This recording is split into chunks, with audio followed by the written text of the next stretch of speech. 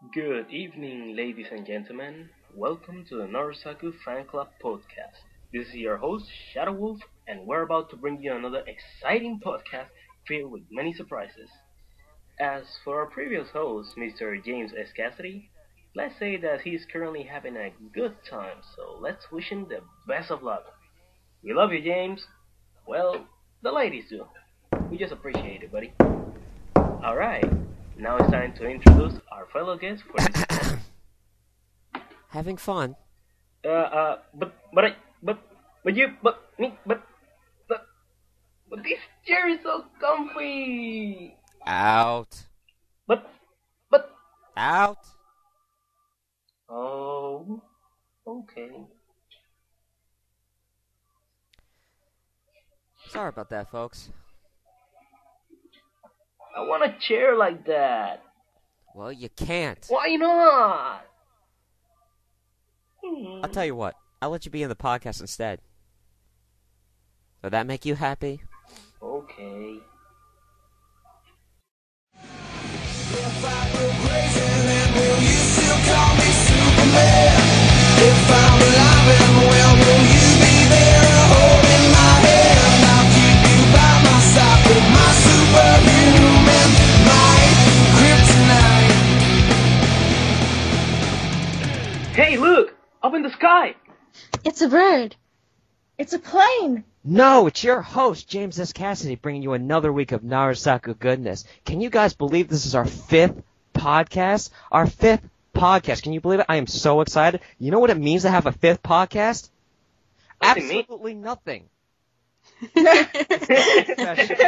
I'm not going to do anything. I mean, fifth one. But wait till we do 5 more. In 5 more weeks, we're going to have 10, 1-0. Amazing. So exciting. Anyway, this week we have a special guest, the Goonies. Congratulations, guys. How was it like finding the treasure? No, I'm just kidding. It's just 3 ordinary NaruSaku fans. Ordinary? No, these are my special guests. Would you guys like to introduce yourselves? Alright, so first one up is Louis, best known by the name of Shadow Wolf. As you know, this is my 3rd time here, and well, I hope I can entertain you, my friends. Have a fellow discussion on NaruSaku, and well, have fun. All right. I'm Slextrem. I've been on the podcast before. Nice to be here. I'm excited. Welcome back, guys. Thank you. Thanks a lot. Okay, well, I'm new here. I'm best known as Andrea on my YouTube videos, and it's very nice to be here. And tell them where you're from. Israel. Really? No, I mean, like, what fandom are you from? Oh, NaruSaku, of course. No, I mean, what... You're not from Heaven and Earth, you're from... Facebook. From the Facebook fan club, which has over 700 plus members. Which I try to get some free views out of that one, because it's like 700 plus people. Yeah. Free advertisement. You're getting famous. Well, welcome to the show, Andrea. Thank you. So I have to ask, because, this is beginning to be a staple among my show, but, what got you into NaruSaku? It was the first episode I actually watched of Naruto, which was when the tuning exams was, when they were back young, and, I saw Sakura cheering for Naruto, and I was like, oh my god, they are so cute together. So yeah, I started watching Naruto more and more and more, and yeah, I fell in love with the couple. Sweet. Yeah. Actually cool. Aw. You know, So- it's funny because that moment, out of all the moments, that's one that I barely remember, so I kind of feel bad for that. Really? I think it's really cute that you fell in love with it because of that moment. I don't think that's a moment that most people would have looked at and fell in love with the couple over. So that's really cool. I like that. I second that. It's so interesting learning other people and where their fandom started, where they first actually liked the couple. Yeah, that's true. I'm going to be asking all new guests that from now on, just to let everyone know. Although we have not had a member yet that was like, oh, when I first opened up the manga, oh, Naruto's so annoying, I hate her. Oh, Sakura's so cute, I love her. They're a couple. They're a couple. Naruto, I hate your gut, you're so annoying. Now let's go behind the tree and make out. Okay. Aw, true love. I love Andrea's. It's just like real life. It's just like one of my Japanese anime.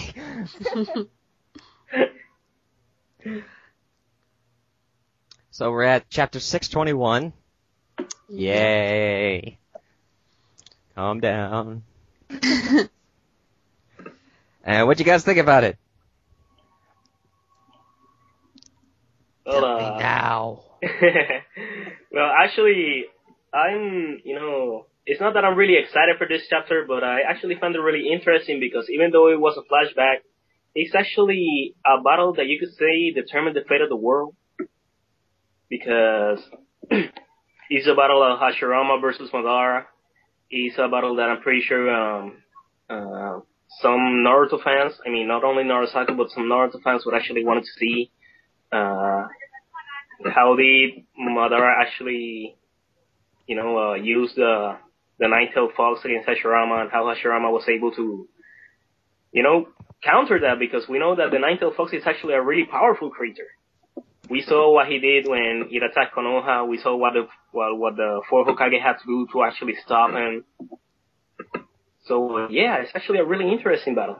And seeing so many new techniques coming from Hashirama, I mean, we saw that he pulled this technique called Goju Rashomon. It's like these three doors of defense. I think you might actually remember it because Orochimaru used a really similar technique when Naruto went in Four Tails mode. So we see that he pulls that. We see that he actually does a technique similar to the one that Tsunade has. I don't see the name right now. I'm pretty sure I'm going to tell you as soon as I see it. Shin Tsusenju, I think it is, which is literally translated as few thousand hands. And, well, we thought we would actually see the end of the battle, but guess what? We're taken to yet another flashback. And it's actually an interesting flashback because you could say, in a way, it's a parallel between Naruto and Sasuke. Seeing Hashirama all goofy and Madara with that face of who do you think you are? So yeah, even though it might not be an impressive chapter when compared to other ones, I'm actually looking forward to what's gonna happen this week. So what do you think? Well, I had a very different take on the chapter. Well, good night, everybody. That's our podcast. Yeah, I don't know. I didn't really like the fact that we were going into this flashback in the first place, just because, to me, I don't find it interesting. That's just a personal thing, though. I know there are people that really like to look at, techniques and, study in detail how different fights occurred and all that, and that's great. If you like that, then I'm sure you're gonna love the next couple of weeks that we're in this flashback. But for me, I don't know, I prefer following Naruto's storyline. I don't like going into Sasuke's stuff. I don't like going into side stuff. I know this is a really important fight, but I don't know, it's just, personally, I'm not too interested in it. I feel that way usually about any kind of fight. I can just skip over it and not really care a whole lot. I prefer to see things that move the plot along, like the actual story itself, not like the fights that occur. But that's, like I said, just a personal thing. So that being said, the chapter I felt was really boring. Yeah, I mean, it's cool seeing Hashi and Madara fight and all, but, it's not something that I'm like, ooh, I gotta pay super close attention to all of this stuff. I actually found it really dull, but, I didn't mind seeing them as kids. That's something that I do kind of like because, it's seeing their actual story, not so much their fight, but the story of how their bond formed and all that. So, I'm probably going to enjoy this next little thing that's going on in the flashback of their childhood and growing up together and all that. But the fighting, nah, I could go without that. So. Well, I actually kind of really liked the beginning, the whole Kyuubi and Suzuno fusion dance thing. It's one of the things that attracted me to Naruto and Kishimaru's art. The whole creativity thing of that jutsu and how he drew it was amazing. So I was starting to really look forward to the next, but then I got a bit disappointed as it continued because of the whole parallel thing, Sasuke and a bit of Naruto thing again, and yeah, and the back to flashbacks. So I'm hoping that the next chapter will have more exciting stuff in it. Yeah, it probably will. Like, this one seemed more like a build-up into the next one. That's how it's been feeling lately, is we get one chapter where it's like, okay, nothing really happened here. It's just kind of a build-up to the next one, I assume. And then we get the next chapter, and it's still like, okay, a little bit happened, but it's just not really as exciting. Okay, nothing to see here. Move along. Exactly.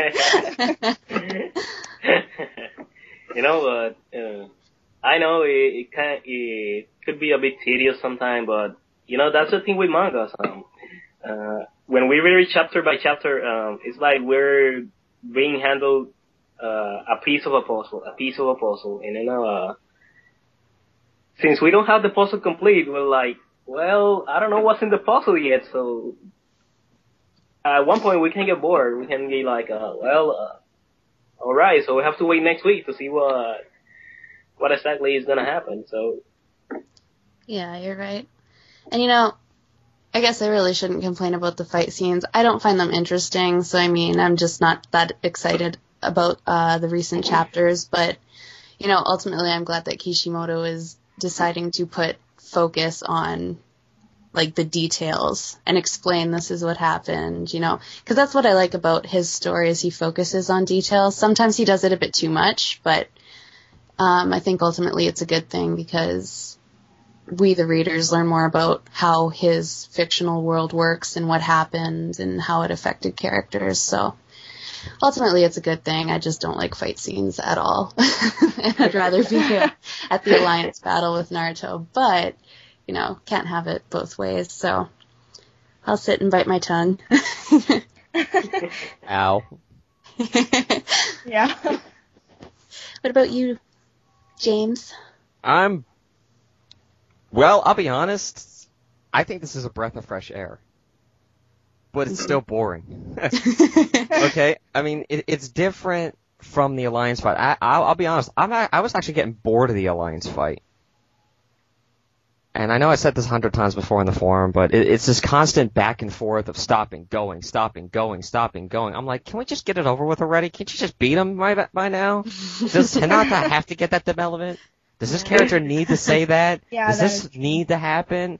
So, I'm like, if we're not going to finish that fight now, I'm glad we're focusing on something else because it's just a breath of fresh air. It's something different. It's something introduced that, we can actually say, hey, it's better than constantly going back to Naruto, who's just stalling with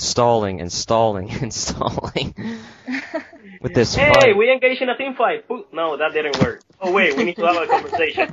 No, let's engage in another team fight. Oh, that didn't work. Oh, character is dead. Oh, we have to strengthen our resolve again. Let's begin this again and again. Back to square one. Oh, well. But I'm happy we're actually being introduced to Hashirama and his personality and his history with Madara because these are two characters that were just so shrouded in mystery that their whole lives were basically legends, and now we get to find out what really happened. So I think that was a bonus plus. And then we got Hashirama that's doing a Yu-Gi-Oh thing. I'm summoning Senju with 1,000 hands. I now get to draw a summon out of my deck and place it into my hand. Wow. Something about the whole battle seems like who could summon the biggest monster. Yeah, it feels kind of like Dragon Ball Z, Yeah. like, I have the most ultimate super blast of all blasts you've ever seen, and then, it's just like a fight to see who can destroy the most planets. It's bigger than yours. Summon monster double the size that yours is. Although I will say, if we hear Hashirama going, "You have activated my trap card," oh my gosh. I will freak. That'll be the topping of the cake. Yeah, the cherry. Wow. That'll be the strawberry on the cupcake. You mean cherry? Yeah, what'd I say? He finally matched his meat that's met his match. Get a brain, Morans. I'm watching an anime.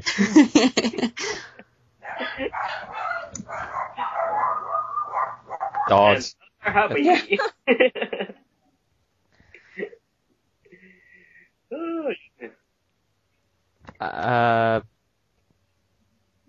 As I said, I'm still interested. I mean, I'm intrigued. I mean, I'm still kind of bored with it because I'm like, can we just get to the Naru-Sasuke fight already? Because we're kind of trailing in this one. But I still find some interest in these flashbacks, even if it is a bit redundant and we make these jokes of Inception. Flashbackception.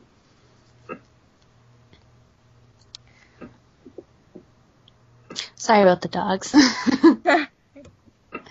It's okay, Rakuda. I mean, Slextrem. Aw, poor Rakuda. He's probably going to hate me for that. I love you, Rakudo. Or Rikudo, or however you want me to pronounce it.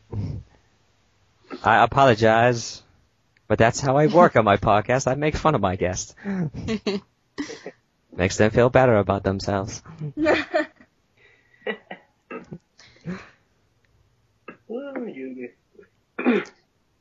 but anyway, again, it is not an exciting chapter when compared to all this, but I guess it is okay. We might actually have to wait for next week, and who knows, maybe this chapter is actually, like you guys said, it's a build-up of what we're gonna see in the next chapter. So yeah, who knows? When we look at the next chapter, maybe we might look back at this one and say, well, now I know what this had to be done. Yeah, I think the next few chapters are going to be more interesting if we're going all the way back to their childhood, because then we can at least see how Konoha was formed and, how all of the clans interacted with each other and how, it all came to be, which to me is more interesting than seeing, Madara use the QB bomb and then Hashirama uses the big 1,000-hand statue, and I don't know, to me that's just boring stuff, but yeah, I don't know. It's been fun seeing Hashirama's personality. Like what James said, I was not expecting him to be like Naruto at all. I don't think anyone was. And I really liked watching him interact with his brother. That's why I felt like, just seeing them in the present as Edo Tensei was more interesting than going into a flashback. But I don't know. I guess, we'll just have to wait and see where this goes. And who knows, maybe we'll get to see Mito. Maybe we will see Mito. People seem to be really excited about that. They're trying to see if there's a parallel, I think. I'm getting really tired of parallels, though. I gotta be honest. I'm like, parallel isn't cutting it anymore. It's pretty boring I can stuff. relate to that. Yeah. Well, I think we're all pretty exhausted of parallels. well, I mean, look at the bright side. At least the, other fandoms can't say, oh, parallels don't exist. You're just thinking, well, it's so often now, it can't be coincidence. Yeah, that's true. How many parallels are coincidence? It has to be done on purpose. It probably is done on purpose. Mm. It's like Kishimoto's trying to show, how the story could have gone if these changes had happened in Naruto's life, And it can be either between Naruto and Sakura or, his bond with Sasuke. I think, Hashirama and Madara, I believe they have a different relationship than what Naruto and Sasuke have, I think. Because we see Naruto always wanted to get Sasuke's acknowledgement, right? But in this chapter, I think it kind of shows that Madara might have been after Hashirama's acknowledgement instead. Because, he's the one who couldn't skip the rock across the lake, but Hashirama could. And then Hashirama's like, well, I'm your rival. And partway through the battle, too, there's a panel where Madara's like, he seems all smug after the Biju bomb makes it across the lake, and he's all like, ha ha ha, Hashirama, my power is so much better now. We haven't fought in forever. You must think I'm great. And it's just like, oh, okay. So he's obviously, you know, trying to get some acknowledgement from the first Hokage. So I think that's the difference in this parallel. Or it could be, I don't know. I guess we'll find out, but that's my theory. It's like Thor versus Iron Man. You want me to put the hammer down? I'm at you, bro. And here comes Naruto, the Captain America of our universe.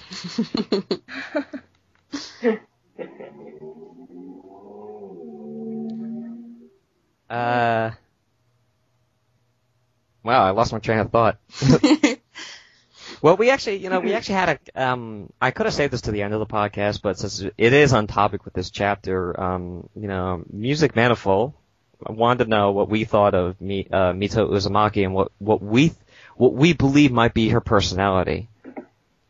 And I know what you're all thinking. Is she going to be like Sakura or Hinata? Well, there is no character like Hinata other than, well, Hinata. That was my thought just now. It's like, given that we haven't really seen a parallel for Hinata, I don't really think she's going to be like her at all. And, like, she's an Uzumaki, too, so I see her being more like Kushina. She might have a temper, I think, but, like, she can stay a lot more calm and collected. I don't know. I guess we'll find out and see. But, yeah, I have no idea, really. I don't know. She might be like a combination between Tsunade and Kushina. Maybe less obnoxious than Kushina, but still a little hyperactive. But have the same kind of attitude as Tsunade. Who knows? Well, when you got to put up with that guy. Yeah. I think she's going to be very similar to Sakura, though, given that Hashirama is just like Naruto. And, you know, who's the girl that is always putting Naruto back in his place? Just saying. Yeah, I actually agree. Actually, right now I know little about Mito, but as far as I know, I'm considering that she might actually have a bit more resemblance to Sakura than Hinata because, as you say, Hashirama is kind of this kind of goofy guy. You know, you could say that he's a bit carefree and stuff, so you could say that he might need someone who actually keeps him in line. And, well, what a better candidate for that than the love of his life? In this case, Mito Uzumaki. So yeah, actually, I'm not sure if she's going to be like an exact portrait of Sakura, but I think there's going to be some differences for sure. Yeah. Mm-hmm. Like, there's always differences between the women. There's always something that's just a little bit different. Well, in all the parallels anyway, but yeah, I think she's going to be more like Sakura as well. Like, I don't know, could you see Hinata being able to stay on top of the first Hokage, or a guy like the first Hokage? No, I think she is way too frail for that. She just... I don't see her as a stable person that could be able to, like, put someone in his place, especially someone like Hashi, who's very goofy and very silly, so we need someone tough, like Tsunade, like Sakura and Tsunade, to be able to, like, quiet him down and get him serious, if Hinata just won't do in that role. Mm-hmm. So, I really don't think she's gonna look like... Hinata. Well, the reason why people are saying that Mito could have the same personality as Hinata is because after we got Chapter 615, there were a lot of fans claiming that Naruhina was now a parallel of Hashimito because they both fought against one of the tailed beasts together. So that was off of the assumption that Naruto and Hinata were both going to fight the Jubi hand in hand on their own, doing a big love-love combo, but that didn't happen. So I think that's where the parallel started from. I think people are assuming it too because is Mito a royal? Is she like, have royal blood in her? I don't know. I honestly don't know. Does anyone know?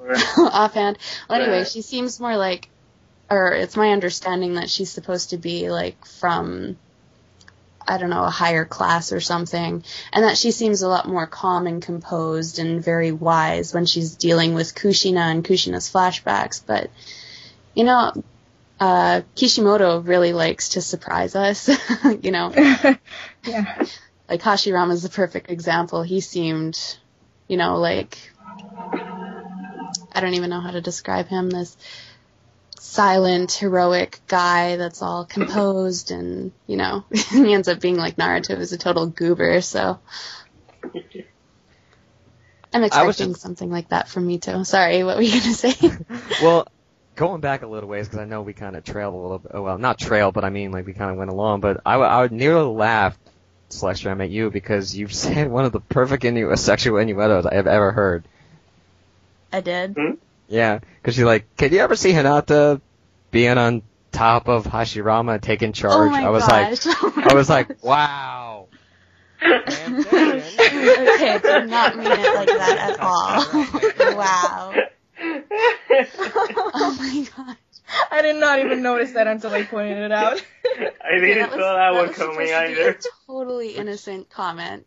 Yeah, which is I don't know which I don't know who makes a bigger pervert, Slextrem or me, for figuring that out. Wow. We're all little perverts inside. It's Oh okay. my goodness. Okay, that was not supposed to come off that way at all. Cassidy, pervert.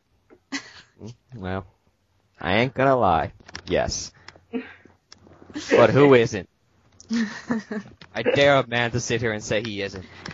So you're probably going to have all the guys on your side on that, and all the girls will be on my side. Innocent. Well, all the girls are probably gonna like deny, like, that's disgusting. I'm never gonna be a pervert. And then secretly in their mind, this is hot. Oh my Sakura, Nina Sakura, everyone. I want to do that. Hell yeah. Oh my gosh. I don't even know what to say anymore. I know. Well, good job, James. You just made the whole conversation awkward. Although I will say this, I don't know if I'm doing this in a serious or joking manner, maybe a little bit of both, but I finally found out why the Uchiha have so many problems in their lives. Go ahead. They all have shy women in their clan. If they had a tsundere in their clan, or any of the women, or half the women tsundere, we wouldn't have half the problems the Uchiha cause. Well, wasn't Sasuke's dad, Sasuke's mom, a yandere? Like, she seemed like a yandere, kind of like how Karin is with Sasuke. Like, really strict and all that, but then lovey-dovey when it's just her and her husband. I might actually have to research that. I thought that's what it was. I don't know. I saw a comparison between Karin and Sasuke's mom, and it was really interesting. They seemed very similar, but I could be wrong. It was off the internet. You know, you can't always trust what the internet dishes out. Anyway. Everything on the internet is true. Of course, every other thing on the internet is a lie. Right. What? Nothing. Just go along with it. But can you just imagine, like, I know this is gonna sound like, oh, well, now you're supporting NaruSaku. No, I'm not. I'm just saying, like, what happens if you actually had a tsundere with an Uchiha? Would they still have those emotional problems, or would it be like, you know, shut up. Stop whining. Well, I guess it depends on if the woman is an Uchiha or if she's like an outsider. I guess. Something to cry about. Wow. Could you imagine Sakura punching Sasuke the same way she punches Naruto? That would be hilarious. Oh god. And then NaruSaku fans would say, look at the punch, it's so romantic. The hypocrisy. Yeah. Well, then again, I mean, they're still saying, see, I mean, that whole fact that he was trying to kill her, that's totally love. You don't Yeah. kill someone you don't love. Huh? I'm like, what?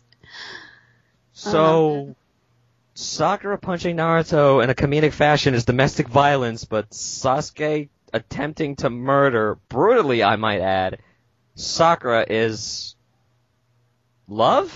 It's a love stab. So, Kakashi and Rin are canon then, Yes. because she actually died. Spoiler alert. Wow. Love stab, that's just how it goes. I stab, love, stab you, stab. I'll keep your heart, literally. So does that make Sasuke canon? Because he, shot an attack through her heart. I don't know. I honestly don't know. Depends if she's stupid or she's wise. I used to be a Sasuke fan, then I took a Chidori to the heart.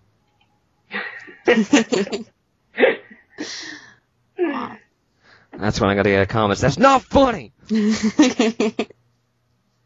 I actually, on the other hand, expect Sasuke to just end up playing alone with no one.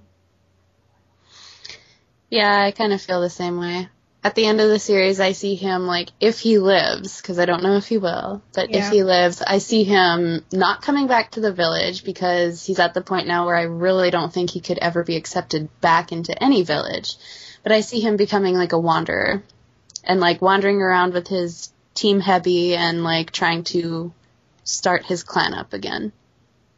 That's what I see him doing. I can't see him settling down in Konoha, because he hates the place, and the people living there probably wouldn't stand to have him back in the village. So, especially after all the crimes you have committed and Exactly. So. Back in Konoha, this is great. Sasuke, why aren't you happy? You need to be happy. This is a joyous occasion. Oh, now I remember why I left.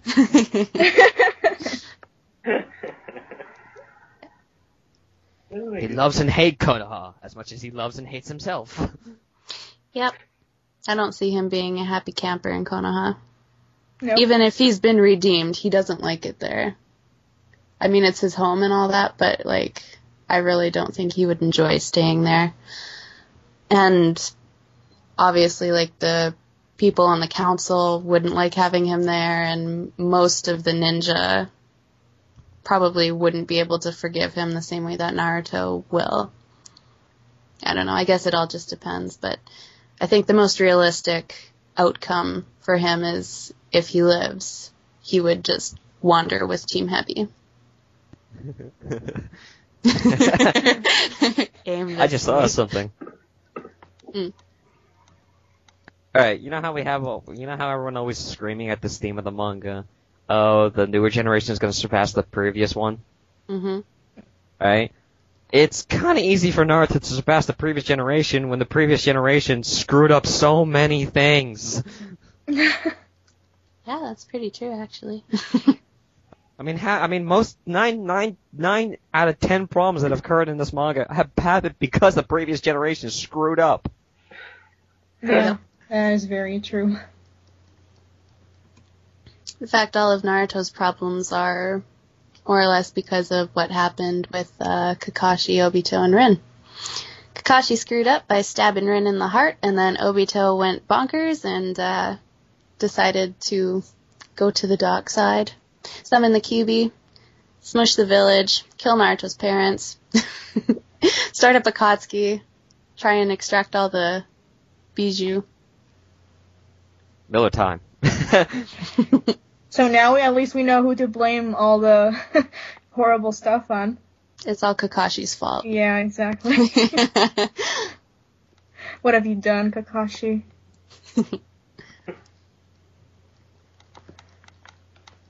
Sorry?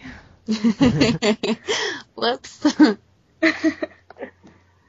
Takes his porn. You're not getting this back. Oh, come on. No.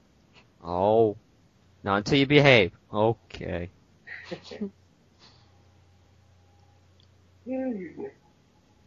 No, but remember, this is not fault. This is not Kakashi's fault. This is not Natsu's fault. This is not Madara's fault. This is actually the fault of the brain system of the Uchiha. Because apparently, if they lose people, the chakra things make them more powerful. So yeah.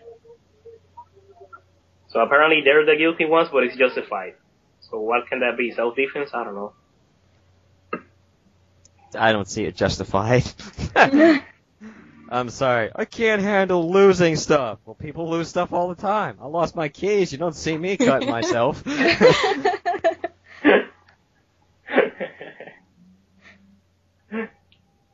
I hate you. Well, good. Go on the force and be a bloaner for all I care. Good God.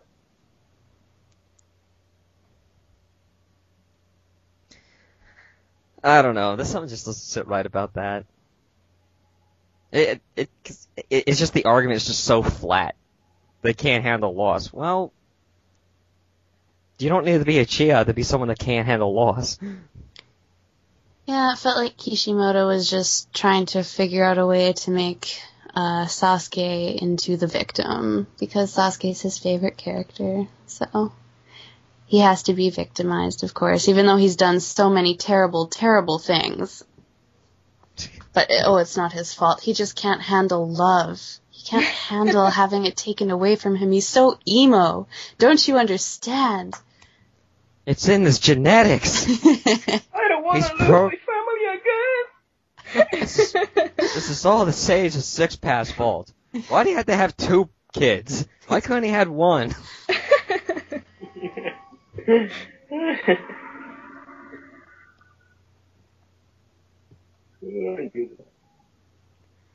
That's all we need to figure out now, though. We go back to the Sage of Six Pass, and he's just like Naruto too, a goofball that's kind of a pervert. That would be hilarious. That would be really funny, actually. And since he has a Rinnegan and literally can create anything from everything, perfect girl, pop. That's funny. Shut up. Screw you guys. That was funny. If anybody would have had that power. So what will you do with that power? With great power comes great responsibility. Yeah. Responsibility and all that junk. Good God.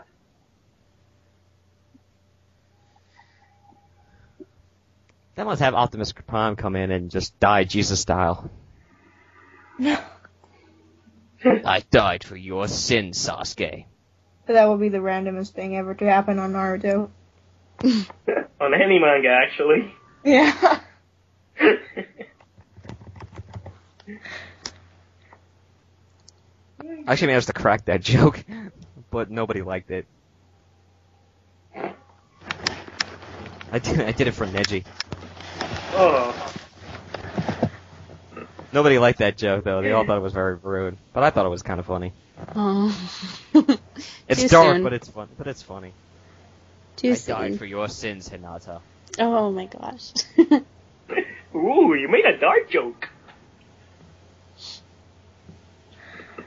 And the hate mail comes pouring in. Screw you, James. Yeah, burn in hell. And these are from my own fandom. What the hell? Come on, guys. We're on the same team. Not you. Oh. You are no longer my snakes.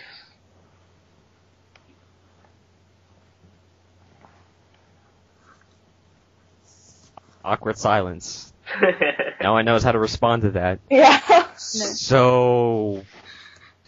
Actually, that was a reference. That was a reference to the chapter where Orochimaru was speaking with Suigetsu. But yeah, no one understood it. Actually, do you know? I'm sorry that we have to go back to a previous chapter, but what do you guys actually think of that? I mean, Suigetsu was speaking to Orochimaru about about how apparently that was the perfect time like to destroy Konoha and stuff, and he says, "You're no longer actually Snake." I'm sure if you remember, like if you do, what do you think of that? I think he means that they have become independent now. They don't let their lives revolve around what Orochimaru wants them to do. Like they're no longer his slaves, more or less, to do his bidding. Yeah, I pretty much agree with that. Because it goes along with Orochimaru, because they had the discussion, why did you want to destroy Konoha? Well, I have my reasons. What about Sasuke? He has to find his own reasons. Yeah,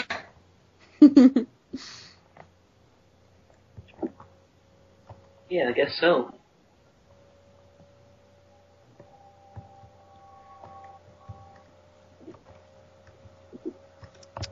Oro. I wonder what he's up to now. At first I was thinking he was planning like to get Sasuke again, but I don't know. That'll be too simple of a goal. Considering the evil scientist that he is, say it like that, he might actually have something big up his sleeve. I don't know. To be honest, I'm totally sick of Orochimaru. Yeah, I am too. He should have been dead. Yeah, after Sasuke killed him, I expected him to never come back, but then boom, he comes back again as Kabuto. Oh god. Yep. And then they get rid of Kabuto, and then it's like, oh, guess what? I was actually stuck in Anko this whole time. I'm alive. Ha ha ha. It's like, crap. I guess the saying is true. There ain't no rest for the wicked. Oh, bad joke. That's Orochimaru for you. This ain't no place for a hero.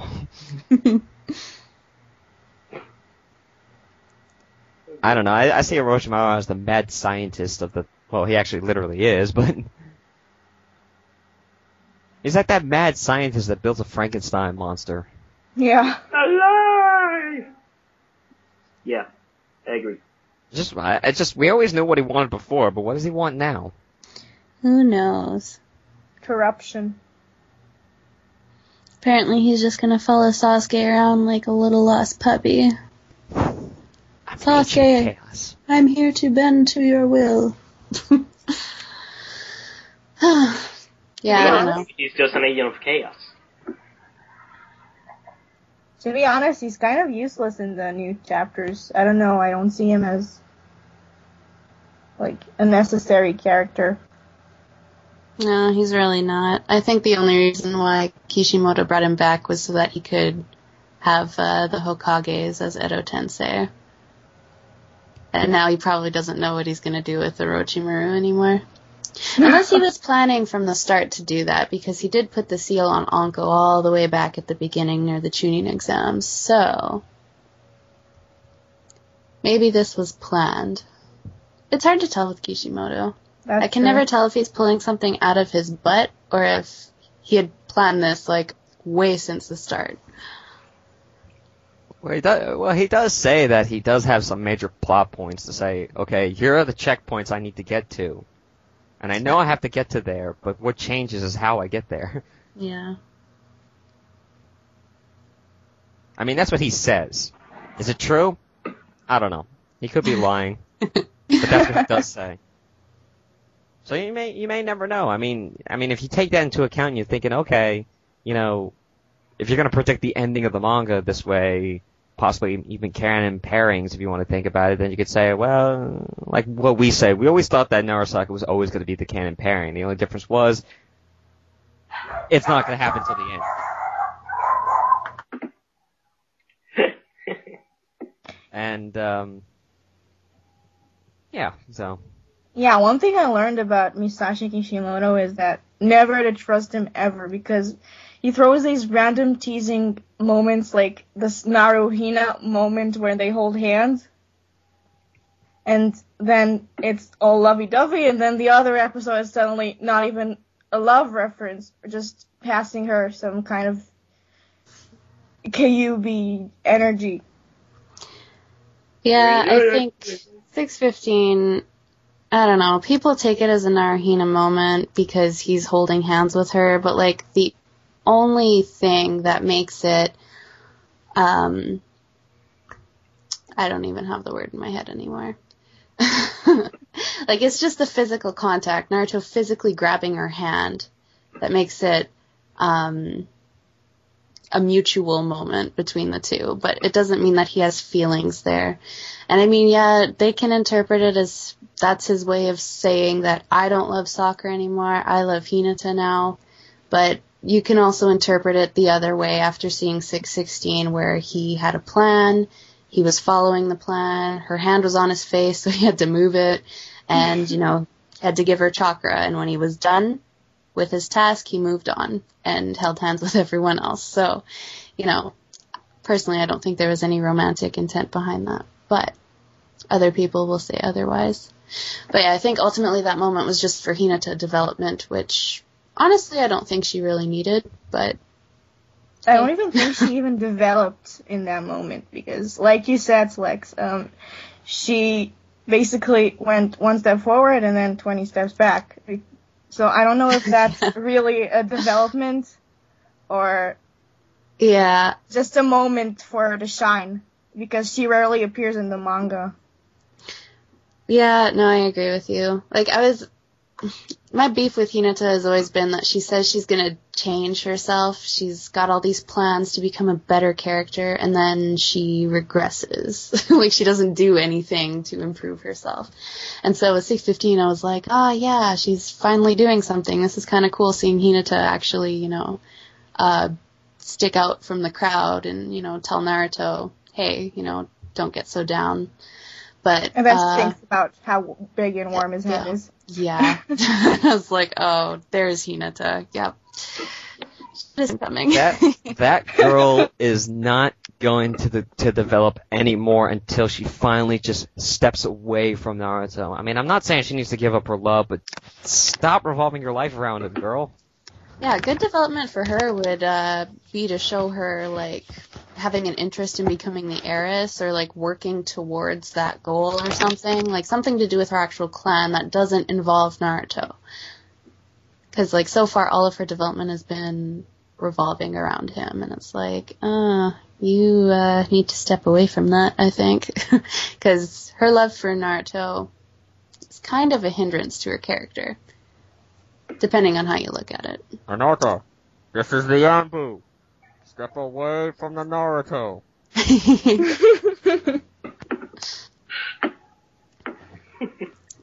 But, you know, it's I talked about with Slextrem one night because I was thinking about this. I was like, this is one thing that Sakura and Hinata had in common. When they are stuck on their crushes with Sakura going on Sasuke and Hinata going on Naruto, they can't develop. They're stuck at this point of not being able to develop because they're too focused on that crush to worry about improving themselves. And you could see it, especially with Sakura, as after she gave up on Sasuke, you know, then she started developing to become a more well-rounded character. Hinata has not shown that yet. She has not gone past the limits of her crush, and it's really bad because it's really detrimental to her character. Oh my gosh, dogs. Yes, I agree with you on that. Sorry about my dogs. They're annoying. But yeah, I agree. Naruto and Sasuke both act kind of as roadblocks for Hinata and Sakura. Like, and that's why I think Hinata would do so much better if she wouldn't focus as much on Naruto as she does, because we saw how Sakura changed once we took Sasuke out of the picture. She still had her love for Sasuke, but he wasn't her main focus anymore. He was a goal, like she wanted to get him back, but he wasn't the only thing that she was working for, and she finally had a reason, you know, to get stronger. She had that inspiration, and it wasn't just for Sasuke, it was also because she wanted to be together with Naruto and help Naruto bring Sasuke back. So, you know, I think if we were to pluck Naruto out of the equation with Hinata, we would see her grow stronger as well. We'd probably see her grow a bit more of a backbone, be a little more self-reliant, maybe put some more focus into becoming the heiress that her clan needs her to be, that kind of stuff. But until she stops thinking about Naruto 24/7, we're not going to see that happen from her, unfortunately. Yeah, I totally agree with that, because, like, if you think about it, the times when Sakura was obsessed with Sasuke, she was really obnoxious, and he was really a bad influence on her. Her character twisted whenever she, like, obsessed over him. And I could, like, name a few people that actually hated her at the beginning because of her, that crush, but then they started to really like her because, like, she got over Sasuke, kind of. Mm-hmm. And I think the same thing could happen to Hinata if she just gets away from Naruto. A lot of haters could just, like, start not hating her, and she could actually become a reliable and strong character. Mm-hmm. And that is the point.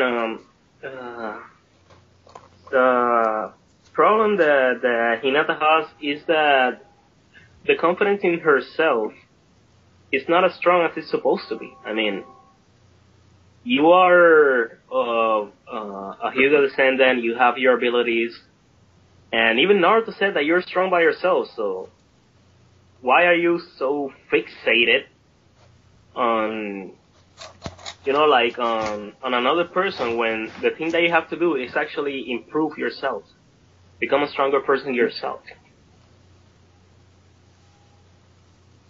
So, long story short, what we're trying to say here is Mito's going to be exactly like Sakura. There's no doubt in our minds. Oh, wow. Well, maybe not exactly Sakura, but surely not Hinata. Yeah, I can't see her being like Hinata. If she is, that's going to be a total shock to me. Disappointment. No, she's going to be like Sakura. I don't know, I see her having the same attitude as Tsunade. Yeah, Given I do that too. she's the grandmother. No, she's going to be like Sakura. Well, Sakura is like Tsunade, so...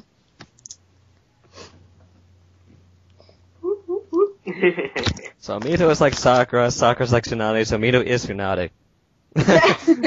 What?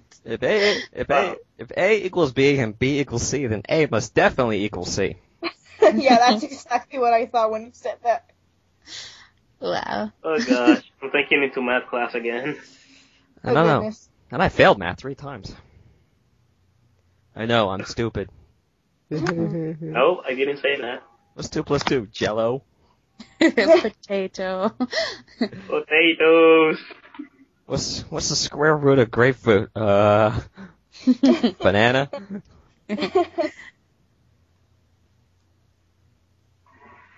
Oh my goodness. But yeah, let's see. We will actually have to wait to see if Mito Uzumaki appears in any next chapter.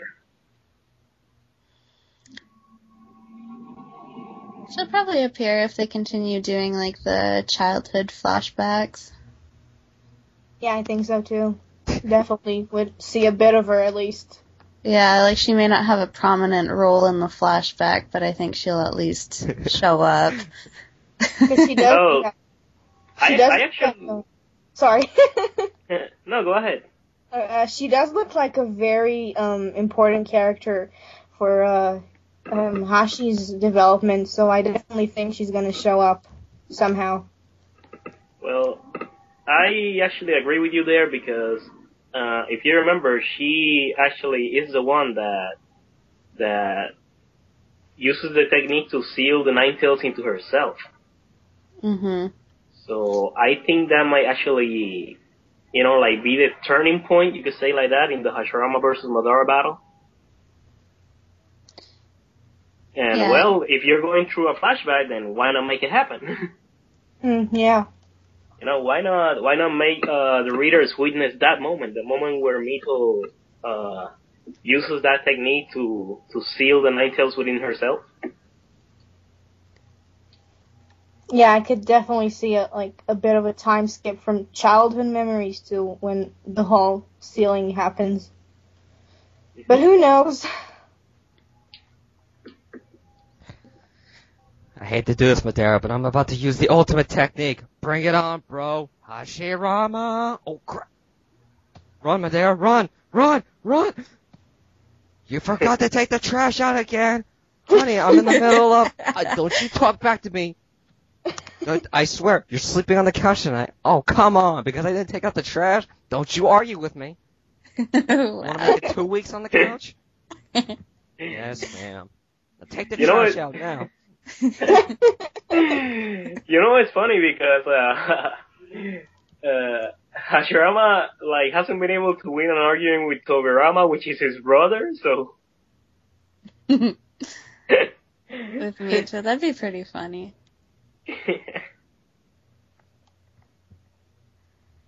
What's going on here? And you with the weird eyes, come here. How dare you interrupt my dinner? I spend all day on a stove, and you waste this time with this stupid battle? I gotta be begging Hashirama. Well, you know what? You need a good wife. Smack some sense into you, boy. Come on, Hashirama. Yes, dear. We'll play later, Madara. Wow. Madara is forever alone. Which is gonna be pretty sad if that is actually a better story than what Kishimoto writes.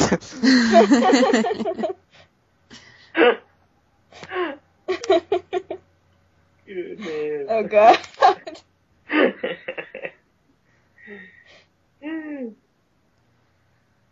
Quick, somebody write the fan fiction.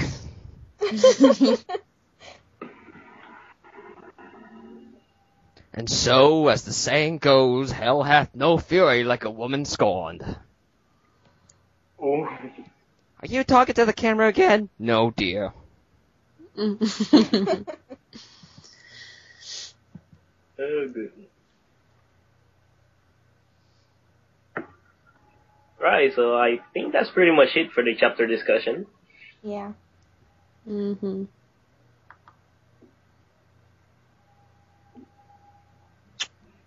Unless there's something we've forgotten. What do we forgot? Wait, didn't you want to mention did you mention the gates that you wanted to? Yeah, I did. Alright, just I said that it was a technique similar to the one that Orochimaru used when he fought against Naruto when he was in Four-Tail Beast mode. Yeah. The only difference is I think it's a word. I think that Orochimaru said Sanju Rashomon and Hashirama actually says Goju Rashomon, but if you look at the design of the gates, they're actually very similar. So if it's not the same technique, it's a really, really, really, really similar one. So parallels between a parallel between a parallel. Oh, there's something I forgot to bring up, which I thought was kind of weird. And pertains to the chapter. Go ahead. The whole adding the armor to the Kyuubi. That's Susanoo armor to the Kyuubi. Mm-hmm. I was like, where'd that come from? That was not in the legend. And it has sparked some people who are like, oh, this just proves that Naruto and Sasuke are gonna team up, and Sasuke is gonna give Naruto the Susanoo armor, which is gonna help him beat Madara and stuff like that. I'm like, I'm like, if that happens, kill me.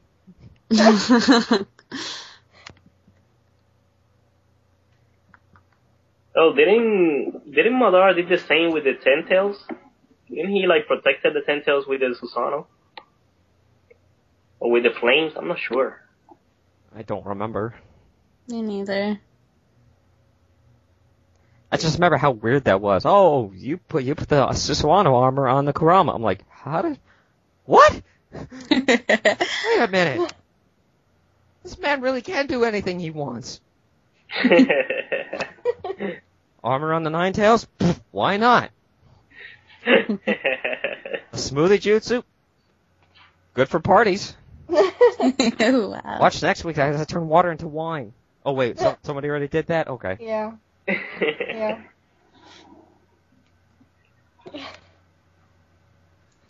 Watch as I cast a spell over my nose. Maybe becoming a potato is possible now. Potato ones. Nom nom nom. Nom nom nom.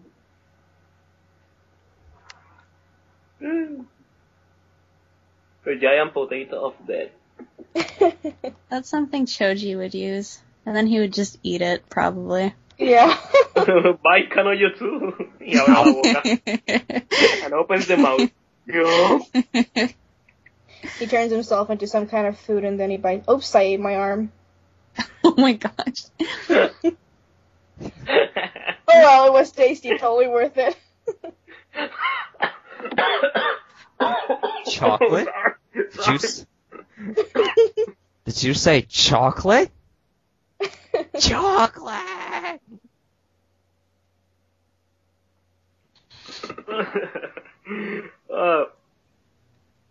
Oh, goodness, sorry.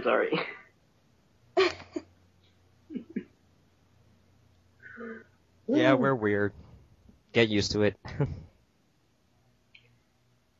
By the way, guys, what do you expect of the 1,000 hands technique?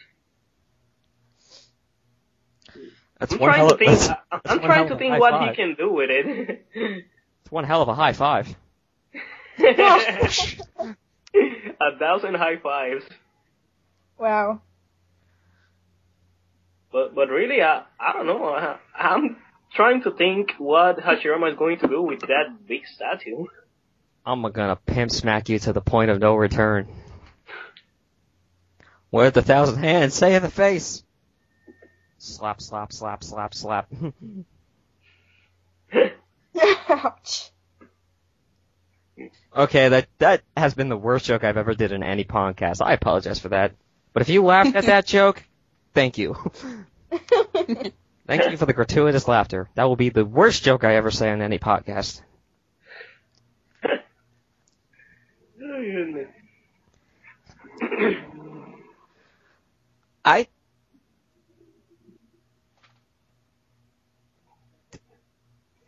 I think it's gonna No. summon something. I really think it's gonna summon something, or I don't know. It's either gonna summon something, or it's gonna like some kind of sealing technique. Oh yeah, that really narrows it down, James. I know, right?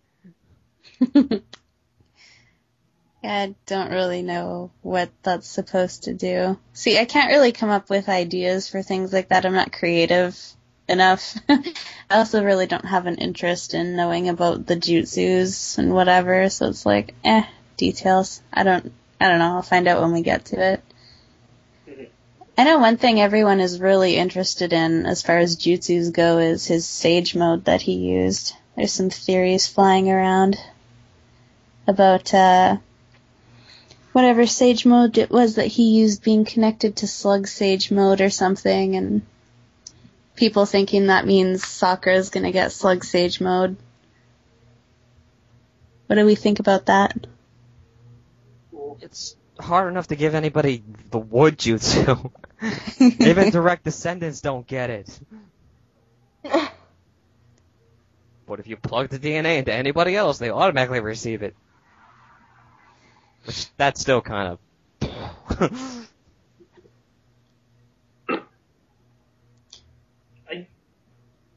I honestly don't know. I mean, I really wish Sakura would get a power-up, but again, I said this quite some time ago in one of the chapter discussions, is that if you're actually going to give Sakura a power-up, first, you're gonna be needing, like, you could say, like, a reason to say it like that, as to how she got the power-up. So that would include that you will have to pull a flashback out of nowhere, and you know how some people are not too happy with flashbacks. Probably one with her and Tsunade. Or something. And second, considering how long Sage Mode takes, you would actually have to give an explanation as to how Sakura was able to master it so quickly. Because remember, even Jiraiya wasn't able to finish it completely. Well, you see, she's going to travel to Tsunade, and Tsunade's going to touch her with her magical touch, and Sakura's going to magically know how to use the Sage Mode, because it just makes so much sense, because she's so smart, you know. So, once she gets the magical power, she's just going to be able to use it like she's known all her life how to. She is quite a quick thinker, because if you think about, like, the early chapters, when Kakashi taught Naruto, Sasuke, and Sakura the climbing up the tree thing using the chakra on their feet, she was the first one to master it quickly. Mm-hmm. Yeah, she's got good chakra control. I don't know if she could pick up on Slug Sage Mode like that. See, I don't know. Part of me kind of likes, there was some theory that someone had posted on Naruto Base, regarding the symbol that was on Hashirama's forehead being the same as Sakura's clan symbol, and then trying to connect that to Slug Sage Mode. And it was actually a really well thought out theory, and I enjoyed reading it. But, like, at the same time, I can't help but feel like we're just overthinking things. Because, I mean, that symbol could just represent different things in Kishimoto's story. Like, for Sakura, it's her clan symbol, but for Hashirama, it symbolizes something different. And maybe we're just overthinking things. I don't know. I don't know if I'd want to see Sakura get Slug Sage Mode, like, through some cop-out, if she was even going to get it. Because, like, I don't even know what she would use it for. That's the thing. Like, we're in the final fight and all that, but I don't know, who would she use Slug Sage Mode against? And, like, we've had no focus on her so far, really. Sasuke? Yeah, but that's supposed to be Naruto's fight.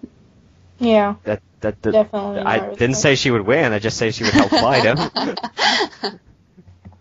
Again, and she did say she was going to help him, so... Recall chapter 573.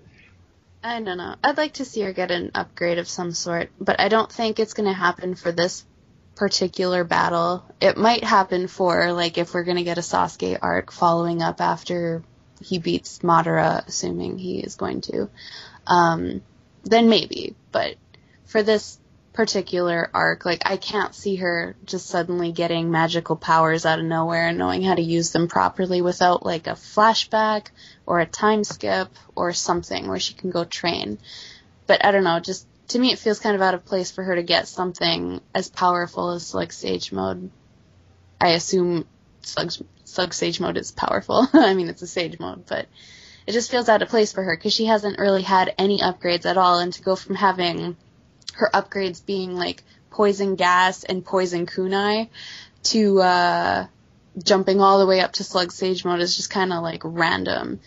And I think at one time maybe Kishimoto had intended to give her something similar to Naruto's Sage Mode, maybe Slug Sage Mode, who knows, but I feel like he decided to focus so much on Sasuke and Naruto that, you know, he wasn't able to do that for her, and so, you know, maybe he's just gonna kind of go with it with her being as powerful as she is. Maybe she'll get a smaller upgrade, but I can't see her getting, like, jumping from where she is right now all the way to Slug Sage Mode. It just doesn't make too much sense. Which is kind of sad in a way, because I've been really eager to just see a Sakura moment lately, because she hasn't been having much. Yeah, I think we're all feeling a little Sakura deprived. Come on, Kishi. We're having the Sakura withdrawal. I mean, her time will come. I feel like she is definitely going to have a moment to shine, like as Kishimoto described in his interview.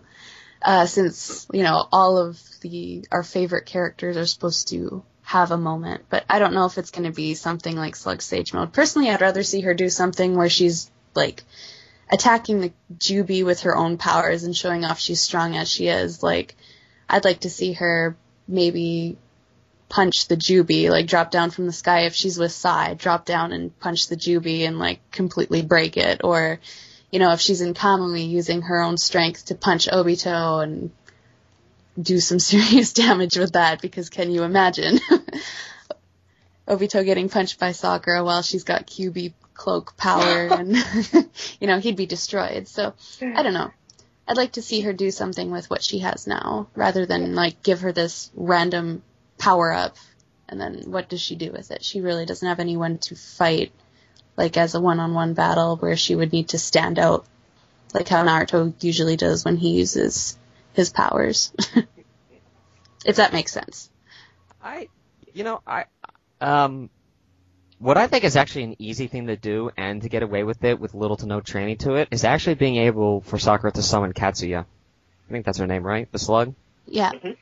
Yeah. I don't think it would be too out there because it's like a Sonata and Dying Breath. Well, here's the contract. All you can do is sign it, and Katsuya is all yours. You can use her whenever you want, And seeing how Naruto really, all it took really to summon is just chakra control. It wouldn't be as far-fetched for her to just be able to summon Katsuya so easily. Yeah, see, that's a decent, upgrade for her, I think, is just being able to summon. Some people are going to say that's a crappy upgrade, I know, but I think that's decent enough for her, and it's I don't know, it makes the most sense given where they're at right now. She doesn't have any time to train for something as big as a Sage Mode, so give her something small that, it actually makes sense for her to be able to use, because she's got the chakra control. She could probably summon Katsuyu with no problem. Well, here's an interesting thing. You could say it's a crappy power-up, but give her that power-up and tell me if there's any other female from the Konoha 11 who's going to be better than her. Yeah, that's a good point. I actually thought of a more medical and her power combined thing, because knowing the anatomy, she could manage to hit some kind of vital point, or I don't know, paralyze the enemy. Would make more sense considering it's, I don't know, Sakura and all her... Yeah. Well, it could be, but, to be honest, when you mentioned that, it kind of reminded me of what Neji did. Closing the chakra points and stuff, and considering that recently you also had the Naruto getting his dislocated shoulder fixed. Mm-hmm. But who knows, now that you mentioned that, you also reminded me that Sakura was actually the one who removed the poison in Kankuro, I think it was. Yeah. Yeah. So yeah. She has a lot of potential for growth. There are a lot of different things that she could possibly have as upgrades later on in the series, but I don't know, it just depends on what he has planned for her. Because if he doesn't really have much planned for her, why give her something really big like a Sage Mode? If she's going to have a battle, but it's not really going to be as prominent of a fight where she doesn't need to be super strong, then she probably doesn't need something like that. And in that case, I would prefer seeing her fight using her medical knowledge, like Andrea said. And then maybe being able to summon Katsuyu. One thing I think, I'd like this better than her getting Sage Mode, I think, is if she were able to learn whatever that jutsu was that Tsunade had that she used against Madara. That almost felt like foreshadowing to me, because she listed off the rules of a medic, and then she's like, oh, and the fourth rule is, if you can do this, then you can break all the other rules. So, I don't know, to me it felt like a foreshadow, considering that she's Tsunade's student, and she seems to be living by those rules right now, so, maybe she'll learn that in the future. Or maybe she has learned it and hasn't used it yet, I don't know, but I would prefer that over a Sage Mode. It's definitely a thing to think about. Mm-hmm. I'm a bit iffy about the Sage Mode with Sakura. I mean, the one thing that, besides the development and her actually showing training for this, the one problem I see is that Sakura has not been known to have large chakra reserves. Mm-hmm. And if the Sage Modes remain constant, you need that large chakra reserve in order to balance things out, and I don't think Sakura has the chakra reserves great enough to actually achieve such a thing. No, she probably doesn't. Well, but then... go ahead. Maybe with... Sorry. Maybe with Naruto's support, she can manage to pull a bit of it out. But yeah, I don't really see her doing much of a Sage mode. Well, what I was gonna say is now that you say that, like, Tsunade has that thing on her forehead. See, I don't know any of the names for any of this stuff, but she's got the diamond on her forehead. Isn't that supposed to store chakra? Because I'm not sure, if but I believe so. yeah, because if Tsunade has that, like maybe Sakura could learn that and then be able to store chakra into that little diamond thing. I can't remember what that jutsu's called. The one that makes Tsunade all young and stuff. So if she learns how to store her chakra in there, she could maybe build up enough chakra to be able to use Slug Sage mode like once in a fight. But I don't know.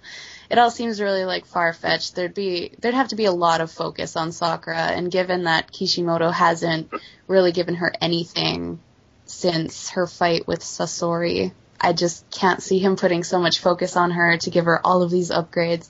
Maybe in an epilogue. We might see her with some more power-ups in an epilogue, but I don't know. And if only I agree with the crystal thing, because thinking about it, it's a mark for a special medical jutsu thing.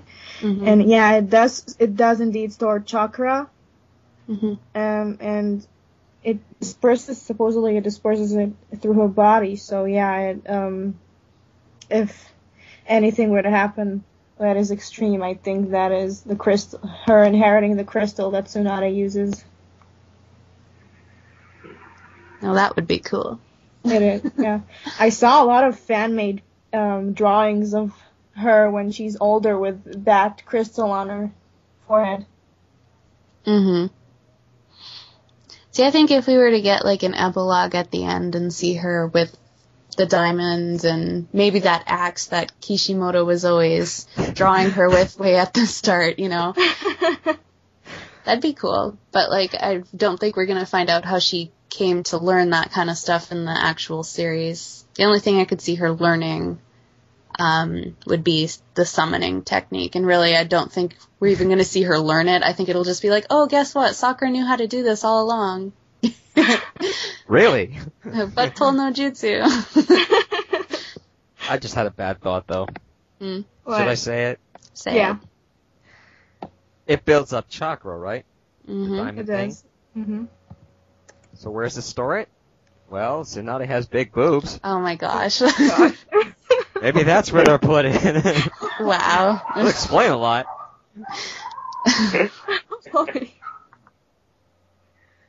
Good God. Hey, we're all thinking it. I'm just saying it. Wow. You can't hide from your feelings.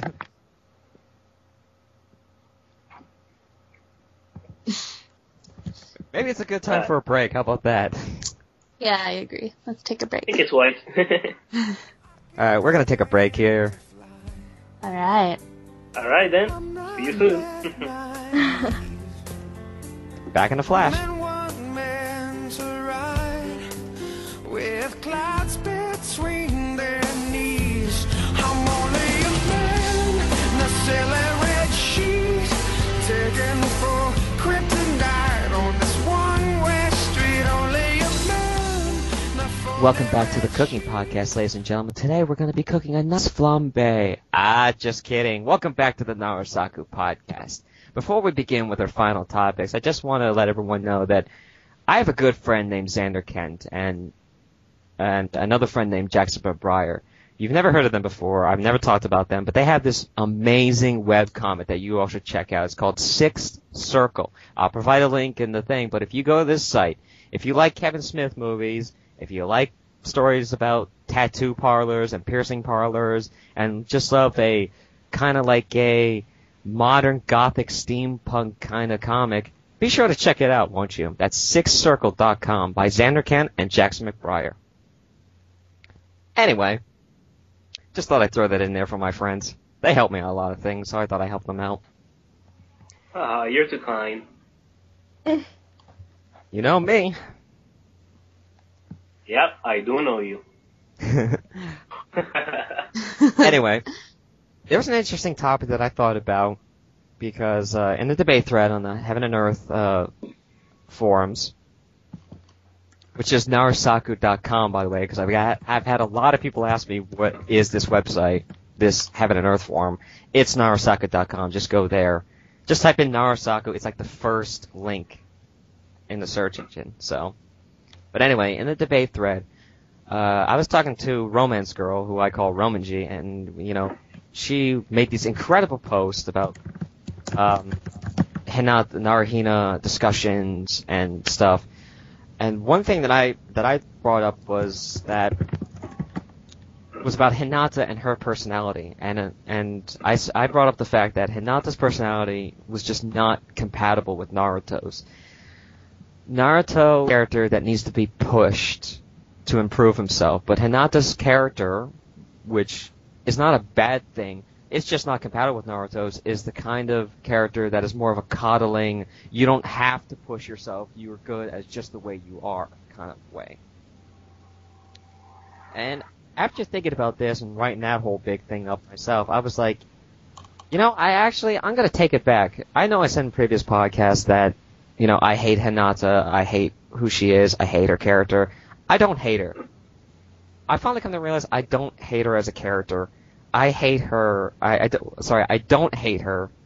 I just hate how she interacts with Naruto, because it's so detrimental to her character. She cannot advance as a character because of it. We talked about this earlier in the podcast, and I think it's a topic that we need to bring up, because I really feel this is a strong topic that really needs to be discussed on why we, the NaruSaku fans, feel that Naruhina is not canon, or at least one part of it.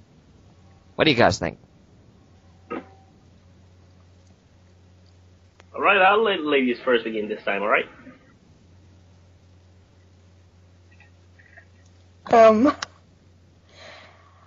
Well, I think that's definitely true. I agree totally on that part. Naruto is even, dare I say, burden to Hinata's development process. She just keeps going back and back the more attached she gets to Naruto. Like I said, when she thinks of his warm and big hand, and a few seconds ago, her cousin just died. I don't know, yeah, definitely. That is one reason why, that is one aspect of why Naruhina cannot be canon. Well, there are a lot of reasons why I can't see Naruhina being a canon pairing. When it comes to Hinata's relationship with Naruto, though, I've always looked at that the same way I do Sakura's relationship with Sasuke, which has been a roadblock. For one, I don't think Hinata loves Naruto for who he is, but rather, the image that he projects, if that makes sense. You know, she saw him as, this guy that works really hard, and never gives up on anything, and that's where he draws his strength from. And she took that and used it as a source of strength for herself. And I think it's the image of that guy who never gives up that Hinata fell in love with, not necessarily Naruto for who he is with his flaws and the mistakes that he makes, and how his personality is. I don't think that's what Hinata loves about Naruto. So, I don't know, to me, like I said, I look at it the same way as I do with Sakura and Sasuke, because that was more or less the same situation with her and Sasuke. Sakura fell in love with this cool guy image. Sasuke had the love of the entire village. Everyone thought of him as this prodigy. All the girls really liked him. And she fell in love with his popularity. And I feel like Hinata's done the same thing, and neither of those relationships have been healthy for either girl. With Sakura, obviously, she put on this fake persona around Sasuke. She never tried to work hard for herself. It was always about Sasuke. Sasuke this, Sasuke that. She'd force her feelings on him all of the time, and she never tried to get stronger. Whereas once we took him out of the picture, then we started to see her flourish. And I feel like Hinata is suffering the same thing that Sakura was suffering with Sasuke, although with Hinata it's with Naruto. And that's because she lets her thoughts for him get in the way of everything else. It's all she can see is Naruto, and that's not a good thing. Like, when she arrives on the battlefield in chapter 611, Kakashi and Guy are both standing there bloodied and beaten, and they look like they're about to pass out. Naruto doesn't look too beat up, he's got a couple scratches, he's okay. But Hinata doesn't care to ask about Kakashi and Guy. She's only worried about Naruto. That's not a good thing. And then, like Andrea said, Neji dies. It's her cousin dying right in front of her. And yeah, she cries for a bit, but then the next thing we see her do is, like, think about Naruto's big, strong hand. Why couldn't she have thought of Neji? Like, yeah, I'm gonna do this for Neji, Like, there's nothing like that. It's always Naruto when it comes to her. So that's a total drawback to her character. There are other reasons why Naruhina can't be canon, in my opinion, that don't necessarily have to do with Hinata, but, well, they do. The fact that she doesn't...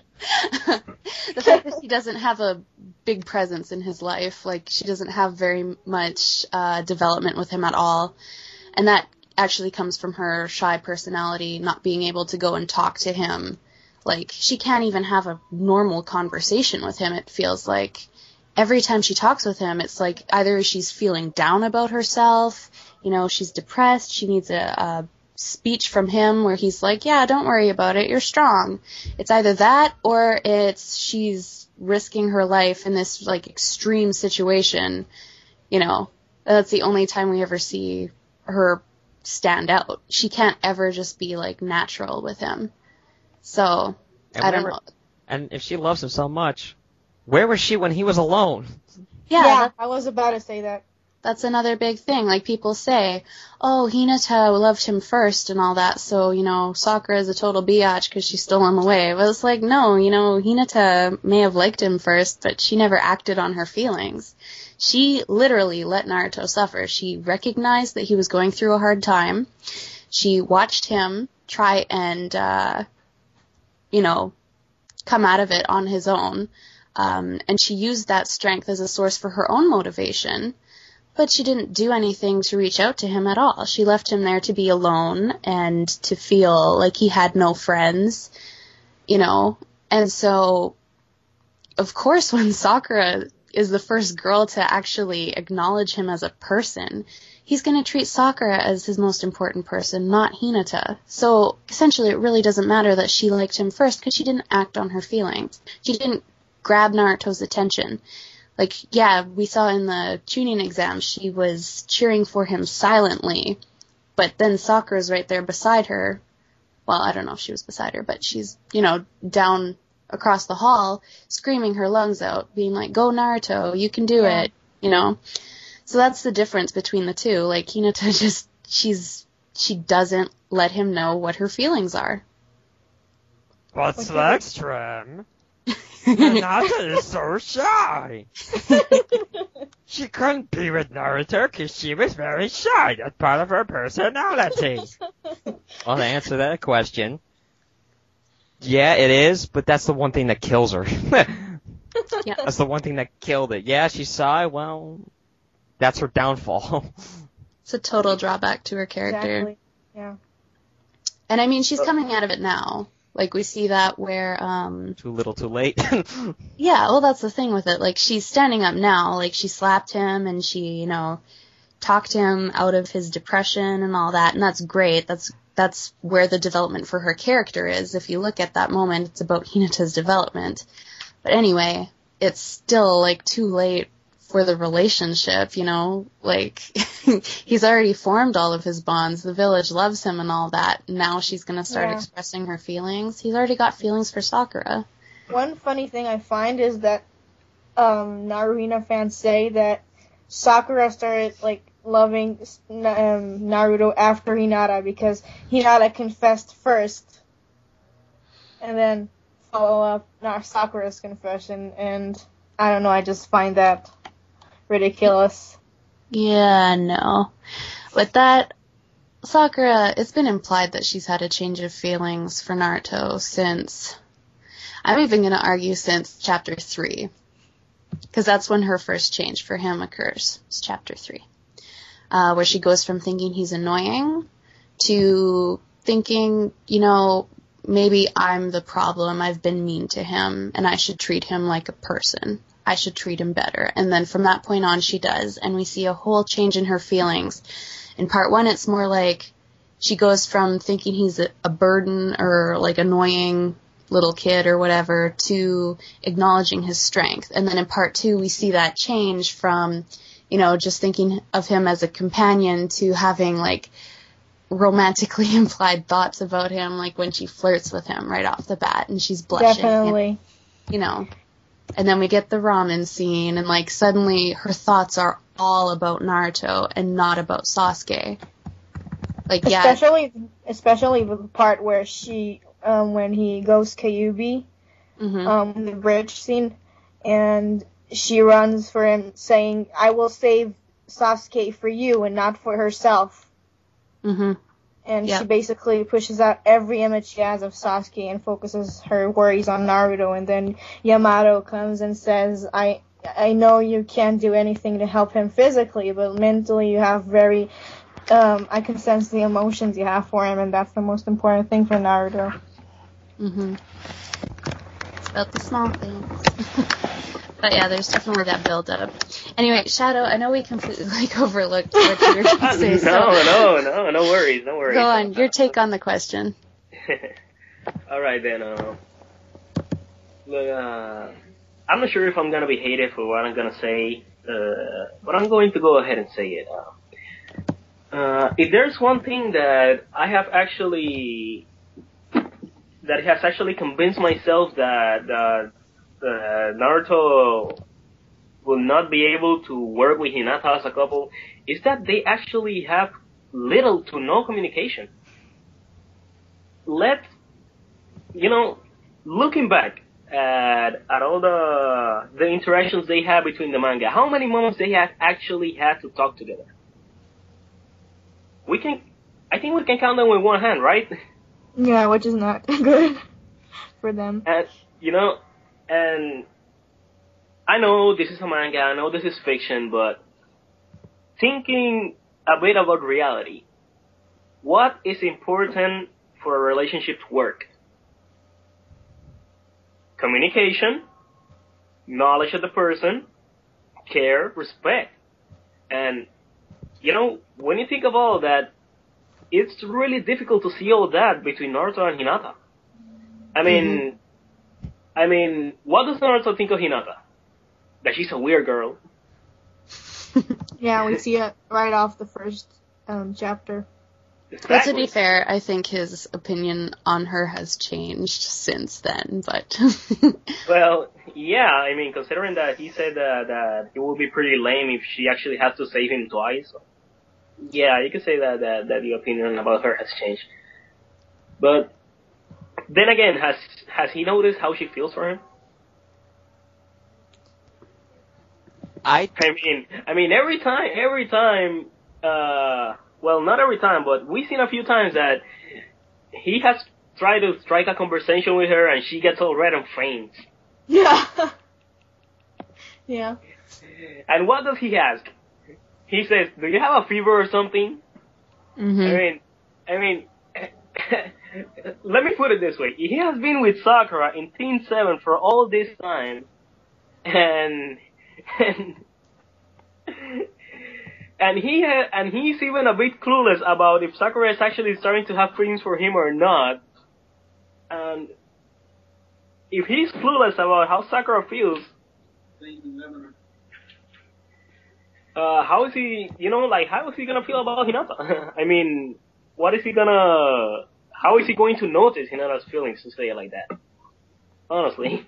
Higher knowledge. I think that's just because he's dense, though. He confessed now. Huh? Yeah, it's a fact. He chooses to ignore the confession. Normally, a guy would confront the girl after such a confession in such a situation.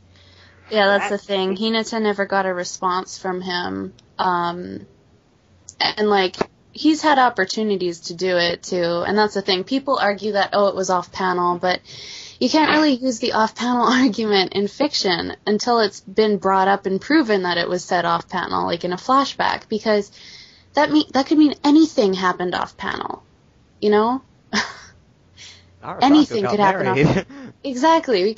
We could argue that Naruto and Sakura got married off panel, you know, and like, you know, how can you prove it? How can you prove I'm wrong? Well, how can you prove you're right? You know, you don't have any substance to your argument there. It's, you know, until you see it in a flashback and it's confirmed in the series, you know, the whole off panel thing is so stupid.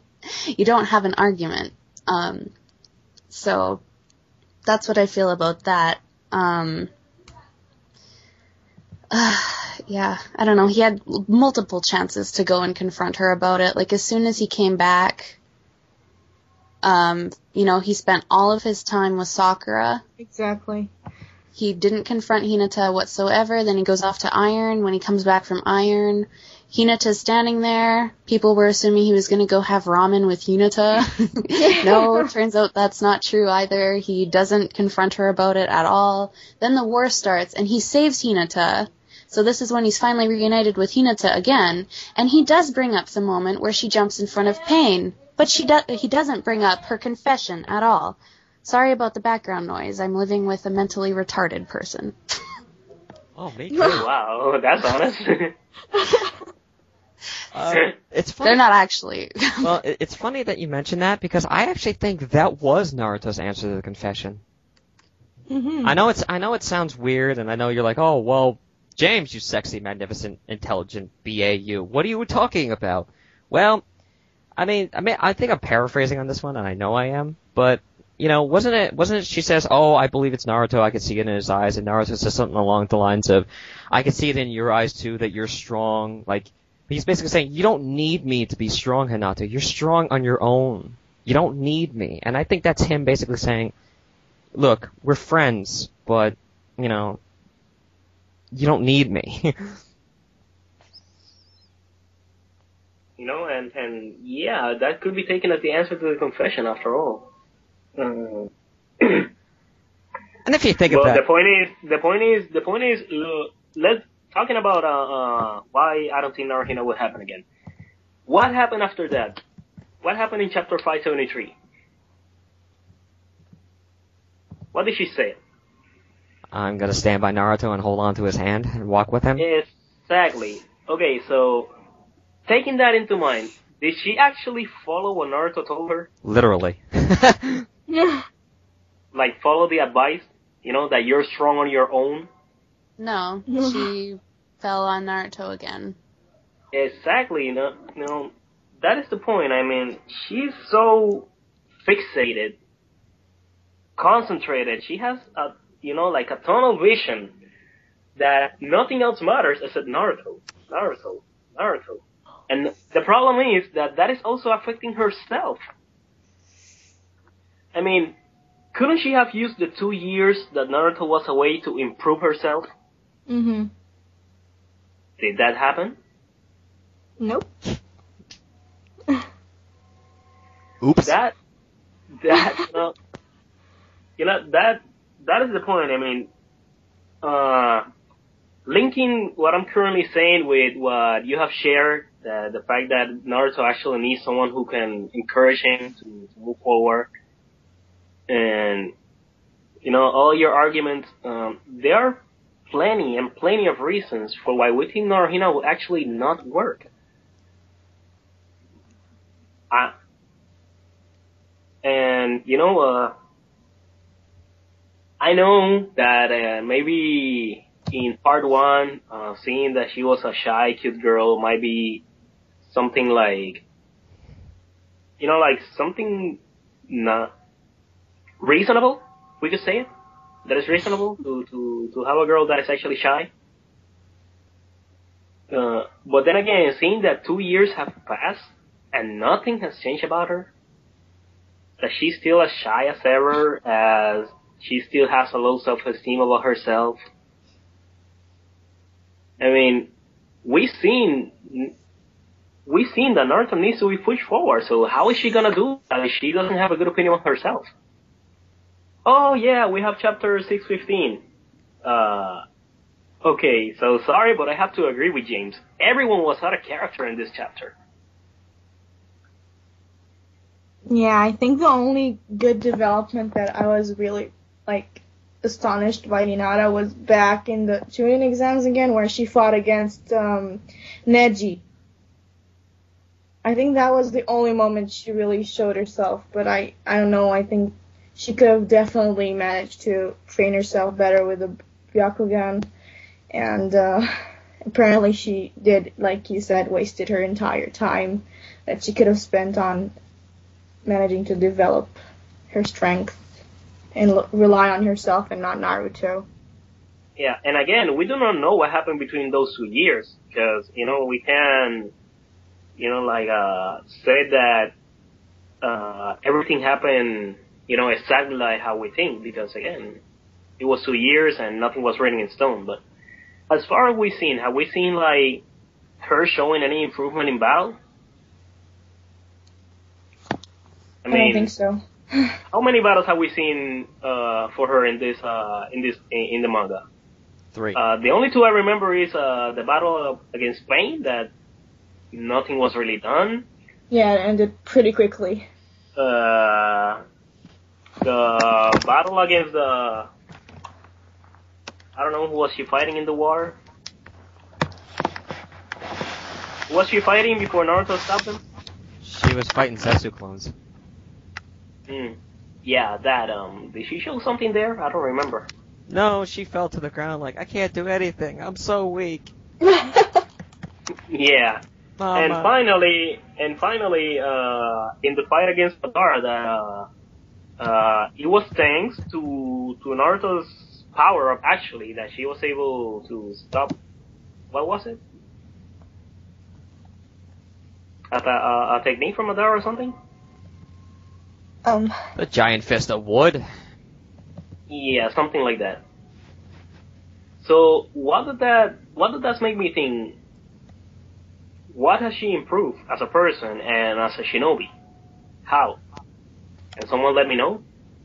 She's just more open now, that's it. Yeah. More open? The only thing that's really improved with Hinata now is that she's less shy. Yeah, and she doesn't faint as much. Yeah, that's like the only thing. She's gotten a bit of confidence now, but she still is very reliant on Naruto. Dear Diary, Yeah, so... Naruto sneezed on me today. I'm never washing these clothes again. Ew. Ugh. Good God. Tuesday, I took his gum. Okay. At least I think it's gum. Who cares? Oh, my gross. God. Gosh. It's all sticky. Oh, goodness. The sad thing is, I could so imagine picture her doing that. Oh. Oh, my goodness. Oh, God. Dear Diary, I just saved Naruto's life from killing himself. I hope he thinks about me. I'm gonna keep Neji in my heart. Damn it. Oh, goodness. Anyway, that's just a few of the many reasons why I think Naruhina will not work in the end anyway. And, well, just use a bit of logic. Imagine them two together. What would happen? Yeah, it's kind of an awkward relationship. Like, considering that they can't just have a normal, calm and relaxed moment where they're hanging out and just talking. Like he does with Sakura, he's able to just casually hang out with her and they're fine. He can't really do that with Hinata just because, I don't know, they're just so awkward together. Like, I've compared them so many times to a coach and a Little League player, you know. It always feels like Naruto is giving her some kind of pep talk, you know. It's never just like a chill moment where they're just having fun together. So, I don't know. To me, I find the relationship very, very awkward. I think the reason to that is that like you said, her image of Naruto that she built herself for, I think she put it way too high standard, and that standard is the thing that's not allowing her to have a normal relationship with him. Yeah, because she sees, like, the image, not the person, whereas Sakura Exactly. sees the person, so she can just be like, hey, Naruto. and hang out with him casually. The same way Naruto sees Sakura, the person Sakura. Instead of, some really pretty girl, he treats her as a normal person. And so they're able to have that casual conversation, relationship, whatever. But yeah, I don't know. Exactly. Which actually makes you think about it, that the thing when Naruto says, no, you look exactly the same. Maybe it has a deeper meaning now. Nothing has changed. Even my love for you has not. Yeah. Alright. Really, as hard as I try to think about, I just can't imagine Naruto with Hinata, honestly. Lack of communication, lack of knowledge about each other, actually. Where will be the encouragement that Naruto will need to know when he's wrong and to know when he's right? I think you were the one who said it, James, that Hinata is actually reinforcing Naruto's Nindo, I think it is. Mm-hmm. And Sakura was the one who said that, if you keep following that, you're gonna put yourself in danger. Yeah. Your Nindo's fine, but it's causing you to self-destruct. Exactly, so Hinata wouldn't help Naruto grow, honestly. Yeah. She wouldn't help Naruto grow as a person, and she wouldn't help herself to grow as a person either. No, she sees him as like an idol, I think. So, Exactly, yeah. She's always just going to be praising him for everything. It's never going to be, could you have done better at that? No, she's always going to say, well, you tried your best. You did such a good job, despite, not actually having done a good job. But to me, you have done your best, and that's all you need to do. Like, she's not going to push him. Sakura, on the other hand, is going to be like, you done goofed. Exactly, and I see that kind of thing appearing with how Sakura used to see Sasuke as. She used to see them, as the perfect guy, and Mm-hmm. pretty much anything he did was forgivable. When anything Naruto did got snapped at quickly, which emphasizes the fact that she sees him as a human being who makes mistakes, unlike Sasuke, who's some unattainable god. Yeah. Do you want it to hurt, Naruto?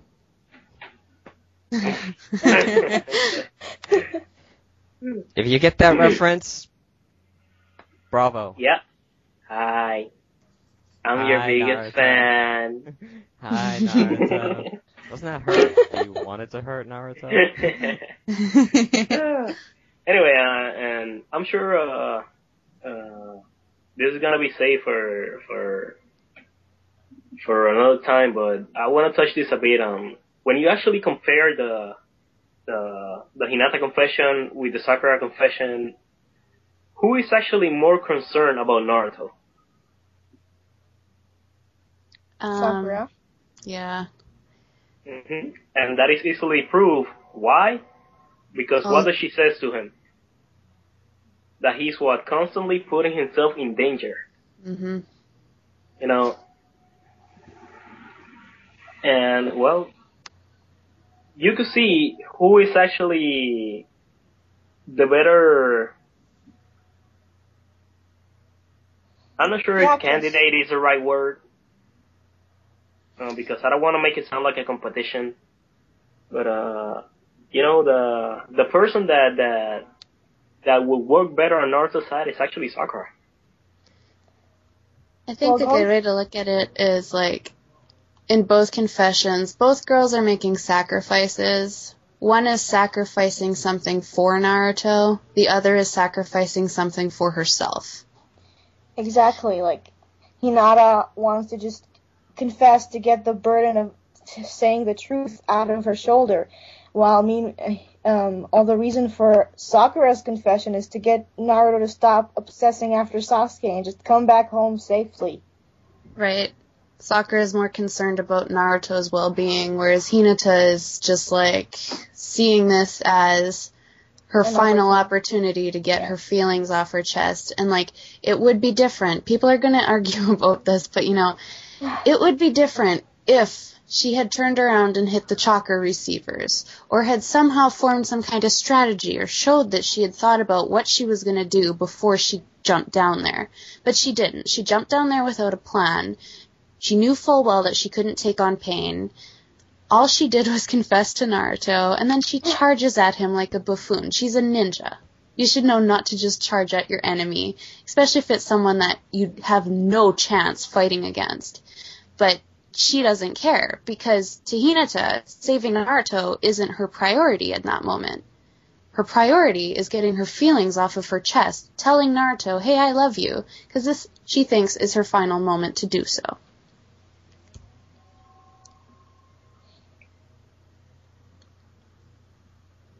And that, my friends. But she did do that. In the anime, she pulled out 2 of the spikes. Well, that's not canon. It didn't happen in the manga that way. One thing I hate about the anime is they gave her too much moment in that scene. Like, they really made it longer than they should have. Well, see, even the animators could tell that, you know, Hinata in the manga really was disappointing to Naruhina fans, so they had to give her something more. And the quality was so high in that episode of animation that I swear they could have used live actors if they wanted to. Yeah, pretty much. Yeah. No, the anime version of her confession is like a fan. Exactly. It's, you know, like her main target is the chakra receivers, because in that version she doesn't rush out to pain right away. She turns around and hits his chakra receivers. And then, of course, they have to give her some fluffy backstory where she was getting teased and, you know, Naruto stood up for her, just like Sakura. So dumb. It's like adding rhinestones to your phone. Why? Yeah. And, you know, sorry and stuff, but even the Studio Pierrot admitted at the end of an episode that they were actually Hinata fans. Yep. In one of the omics, they admitted that they had quite a few Hinata fans on their staff. Well, Naruhina is quite popular, sadly. Yes, it is a very popular pairing. Although I don't know if that's a case in Japan. I know it is here, like in the West. I think the most popular pairing in Japan is NaruSaku. I thought it was Kaka. Watch your mouth. What's his name? Iruka? Yeah. Iruka and Kakashi. Seriously? I didn't even think of that. Wow. Yeah. Well, that's an old poll, though. I don't know. They haven't done a new one, but anyway. My number one fandom, peanut butter and jelly. Actually, I want to mention something about Sasuke being a burden to Sakura's I think he's not only a burden to Sakura, but a bit of Naruto too, because thinking about it, when talking about Sakura's confession, the first thing Naruto thought about was Sasuke, like her crying for Sasuke. So there's a problem quite there, that he keeps thinking about her love for Sasuke, which might even not be there anymore. Yeah. Well, Sasuke is the roadblock for both Naruto and Sakura. He's the last hurdle for the two of them. And like Naruto said, you know, he doesn't feel like he can confess his feelings to Sakura until he fulfills his promise, which is saving Sasuke. So, you know, I think he's always going to have that problem where, you know, he thinks of Sakura as how she was as a 12-year-old, you know, fangirling over Sasuke and all that, and, you know, not looking at Naruto as the man that he's become. You know, I think he's always going to have that issue until Sasuke's saved, or he sees Sakura interacting with Sasuke now, which I believe will be a lot different compared to how she was when she was 12. Well, we've already seen it's different. Like, she snapped at Sasuke as soon as he put Naruto down. She never would have done that in part 1. So I think Naruto needs to see more of that, and then before, like, he can finally, you know, understand, okay, her feelings really are different. Another thing you would have never seen in part 1 is when after Naruto saves her from Sasuke almost killing her, and they have quite a bit of like, he says, I'm going to have to take you down with me or something. I don't remember what he exactly said, but, and Sakura, the only thing that Sakura was worrying about is not Sasuke dying, but Naruto dying. Mm-hmm. Yeah. There have been subtle hints throughout the series showing that Sakura's concerns have shifted from Sasuke to Naruto. And actually, that whole arc pretty much shows that, because Sai comes in and tells her that Naruto loves her and that she's part of the reason that he feels pain, and that hurts her so much she starts crying, Mm-hmm. And then when she's told that Sasuke is going to, more or less be targeted by Konoha now, she doesn't really react too much. She kind of just gets this dead look on her face, like, that wasn't really the biggest deal to her. But it was just like the cherry on the cake kind of thing. And then she takes it upon herself, like, what should I say? Her main concern is Naruto's reaction that whole time. How is Naruto going to handle this news? I have to be the one to tell him. I have to take this burden myself. I will kill Sasuke and have Naruto hate me instead of hating all of his friends for, coming to this decision to go after Sasuke. I will handle it. And I will take on his hate. So. Like a love.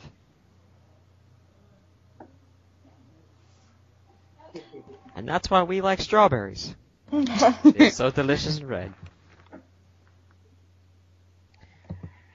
Well, the point I was trying to get to, since we kind of went off on a huge tangent on this one, was I've changed my opinion of Hinata from someone I don't really care about to someone I hate to someone I can understand to someone I hate again, back to a little bit more understanding. And I'm wondering, is there any characters that you guys have that feel the same way about?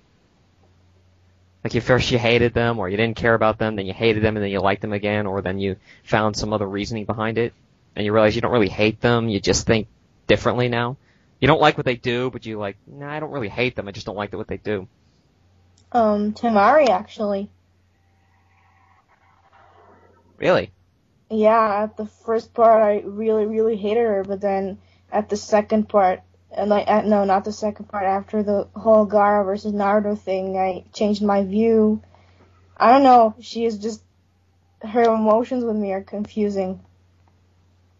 Like, I'm not too sure what I think about her anymore. And Hinata too, as a matter of fact. We're talking about her.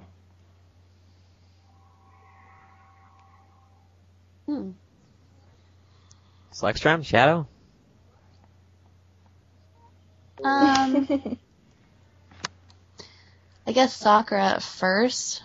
I don't know, she seemed really superficial at first. Of course, this is before we got to see what kind of changes her character would go through, but, at first, she's meant to be an annoying character that people don't really like. So, you see how superficial she is. She only cares about her hair and all that, and, getting close to Sasuke, and then slowly but surely we see her progress from there. Maybe Gaara as well. Gaara kind of scared the crap out of me when he was first introduced into the series. Like, he was, really scary kind of character. That eyeshadow. But yeah, no, he's come a long way too. Yeah. I really like the changes that he's gone through, so I respect his character more now. Shadow? Yeah, well, I have to agree with you with Gaara because, at first he was portrayed pretty much as a killing machine. And, when you start, actually seeing, his background and stuff, you, sympathize with him, but then again, you can't forgive him for what he done. I mean, after all, by that time, I wasn't a big, I've never been a big fan of Rock Lee, but to actually see what he did to him, to crush his knee, the possibility to never being a ninja again, to say it like that, it was actually, it led me to hate him at some point. And funnily enough, actually Gaara is the one who helps him on the Sasuke retrieval arc. So, you know, that point that I could call it the redemption point for Gaara, actually made me change like the fact that I hated him to the fact that I came to like him as a character. And even now, even though it wasn't that big of an issue to fight against his father, because some people say that even the technique pulled by him was a cop out. Even so, I still admire him as a character. After all, he was the one that gave the speech before the war, so, you know, that shows not only how much he appreciates Naruto as a friend, but also how much he has changed ever since the beginning of the manga. And, you know, that is from hate to love. If we're going to talk about someone that at first I liked, but then I came to hate, well, Obito. I mean, come on, he was always portrayed as this goofy guy, really funny guy who had a crush on Green and stuff, and now to see him turn into, you could say, a guy who doesn't really want to be himself anymore, like who just wants to get stuck in an illusion, and see that he has done so much harm just because he simply maybe product of a misunderstanding or maybe about something else, but you know, he couldn't accept the loss of a loved one. Yeah, that has led me to dislike him, to say it like that. So yeah, you know, apart from agreeing with your choices, I have to include Obito on the list. Well, actually, I have Sasuke to include too. At the beginning, I really hated his dark, revengeful attitude, but then he starts showing affection towards his teammates. He wants to protect them all of a sudden. But then he meets Orochimaru and it twists again, and yeah, it's kind of a hate-love, disappointment, not disappointment kind of relationship. Yeah. Okay. So, who do you hate? Me? Or who do you love? Yeah. Well, I love to hate Sasuke.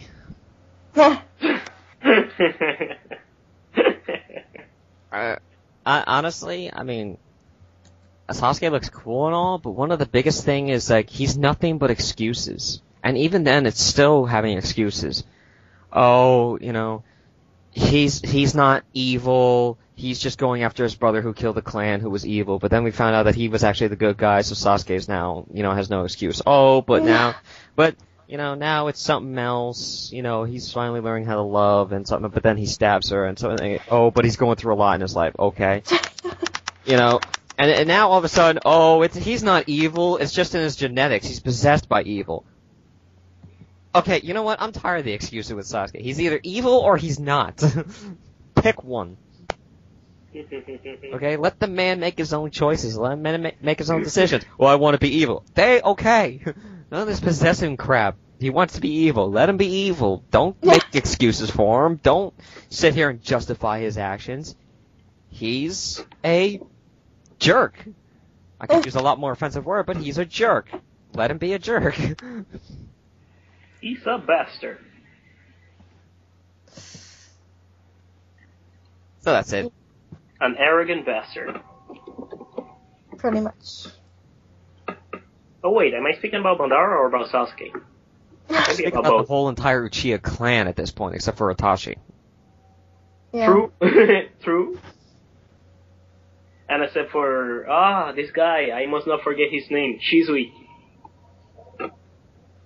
Yeah.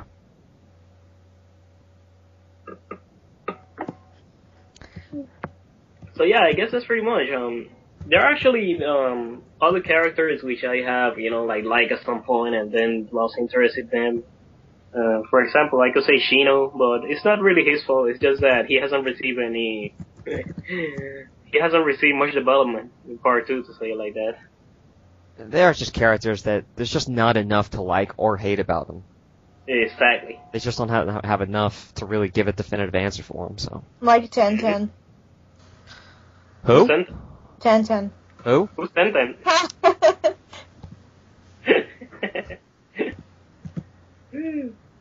Mickey Mouse? Where? Another one, which one was it? I was gonna say someone. Oh, Shikamaru. At first I disliked him. He was always so lazy. It was like, what a drag. I know, I actually like that kind of personality of his. But you know, the one thing that actually impressed me, that made me like him as a character a lot, was that, do you remember, I think it was actually when they were gonna fight Gar, that, he was the one who decided to stay as the scapegoat, because, other ninjas were actually following Naruto, Sakura, and Shikamaru. Not sure if you remember that, but it was just before Naruto arrived, you know, like to help Sasuke fight Gar. Anyway, at that point, he was using the Shadow Possession Jutsu to stop the ninja from, you know, like from progressing, but he was really weak, so he knew that eventually, his technique he will run out of chakra and his technique will stop working, so he was like, oh man, I wanted to get married, have a son, a daughter. You know, all that meditation he had about life, I was like, wow, he was already planning that ahead. And, you know, at that point I was sympathizing with him. I'm like, man, that'll be a sad day, because actually, it's actually quite a nice future, the one that he's thinking. So, you know, to see that not only he was, thinking ahead, to say it like that, but that he also was willing to sacrifice himself in order to protect his teammates, to say it like that, you could say that that's the point where I began liking him as a character. And yeah, some people might say that he has been, having some things that are supposed to be given to Sakura, but that apparently that you could say that in a way. Some people say that he's been stealing Sakura's spotlight. Say it like that. Oh. We can discuss that another time, but you know, again, I actually quite like him as a character. And when people say that he has the potential to actually be Hokage, well, I would agree with it, but I see him more as pretty similar to what his father was doing, you know, like gathering intel and stuff. I think he's too lazy to have that job. Yeah. He would probably give it up, yeah. Yeah, that's why I'm saying him like pretty similar to what his father, you know, like advising the Hokage, to say it like that, thinking about strategies, about, I don't know, things like that. That those are the things that he's good at. But anyway, to close this up, I don't want to drag this too long. And too late. Yeah, I guess I did. But yeah, Shikamaru is one character that I hated at first, and then I began to like.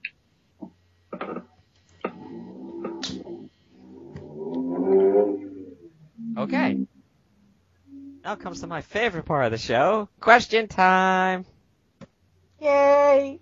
We just got a question. We just got a question. We just got a question. Wonder who it's from. Oh my goodness. Okay. You should have let me know. I would have brought the pen. What's worse? The fact that I know, or the fact that you out there know it? Anyway. The question is from Bam2550. We looked at how Hinata, who we think is better, Hinata or Sakura for Naruto. But here's a different question. Whose family do you think would be a better fit for Naruto, Sakura's or Hinata's? Sakura. Definitely Sakura's hands down. Seeing a bit of a preview of how, like, in Road to Ninja, of Sakura's parents, with the whole goofy father thing, definitely Sakura. I feel like Naruto would feel really awkward, like, dealing with Hiyashi, you know? Like, they're so strict, like, they're a prestige clan. You're not just dealing with any ordinary family when you're talking about Hinata's family, you're talking about, like, the clan leader of Konoha's strongest clan. So everything is very strict there. You know, it's all about being prim and proper. Like, that's just not Naruto. I feel like he'd feel really oppressed in that situation, you know, having to deal with Hiyashi all the time and stuff, and just the rules that come along with being a part of the Hyuga clan. Which one's the salad fork again? Yeah, exactly. Whereas with Sakura's parents, like Andrea said, you know, her dad's obviously a total goofball. I think he would get along really well with her parents. You know, her mom is kind of, well, she's kind of like Sakura, but I mean, like, I think that's an atmosphere that Naruto can feel comfortable in, at least, where he doesn't feel pressured to be, like, the best or whatever. You know, he can just be himself, and her parents probably really wouldn't care. I would love Sakura's father to mess with Naruto, if I ever get that chance. So you love my daughter, huh? Do you know what that means? It means if I touch her inappropriately, you're gonna kill me? No. It means I'm happy to have you in my family. You seem like a good enough guy. Yeah, that is a scene I would like So to see. you're not mad? No! You know, in fact, if my daughter's happy, I'm happy. And believe me, I want the women in my family to be happy. Yeah. Because then I don't get beaten. Oh, goodness. Anyway, there's really not much for me to add here. I pretty much agree with you. I mean, I simply can't imagine Naruto, you know, to go even as far, to go even a bit further, I simply can't imagine Naruto walking about around the Hyuga mansion. Yeah. You know,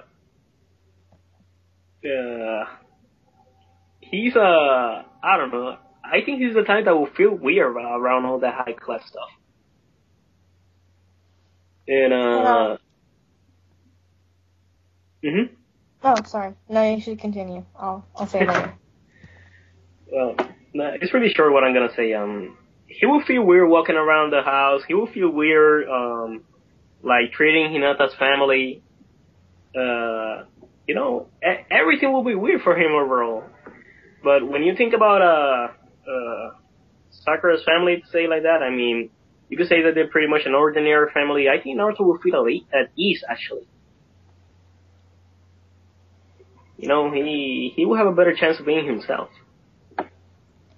And you know that you can never see him as a type that would be, like, really stuck to rules and stuff. He's a rule breaker. Yeah. Just walking down the hall. So, Hinata, what is your favorite? Stand up straight. Keep your head cocked. Tie your shoes. Stand up straight. Keep your back straight. Don't slouch. Ugh. I also think Hayashi wouldn't approve of Naruto being his son-in-law because of his low status. But not until, like, he becomes a Hokage or something huge. But that's just using his name for, like... And I don't think Naruto would like that. Mm-hmm. Yeah, I can't see him being, like, the head of the Hyuga clan. Like, I can see him being Hokage, because at least with Hokage, he's free to be himself. You know, and it's his dream. He's overlooking the entire village, not just one group of people. He's free to keep his personality, and he gets to fight for what he believes in. With the Hyuga clan, he's going to be forced to conform to their rules. So you have to be Mr. Prim and Proper, you have to be, you know, like, high-class society and act that way, and that's just not who Naruto is at all. I can't see him being leader of the clan. I just can't. Doesn't suit him at all.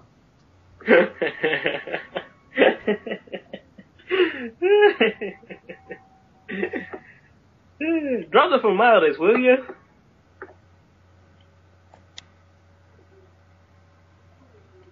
Well, I hope that answers your question, Bam. I hope we answered as best we could because, well, that's just our opinion. Mm-hmm. Well, it's now time to say goodnight because we have reached the end of our show. Thank God. No, I'm just kidding. I'm just kidding. It's been a lot of fun, but, you know, as usual, is there any final words you guys like to say to the fandoms out there?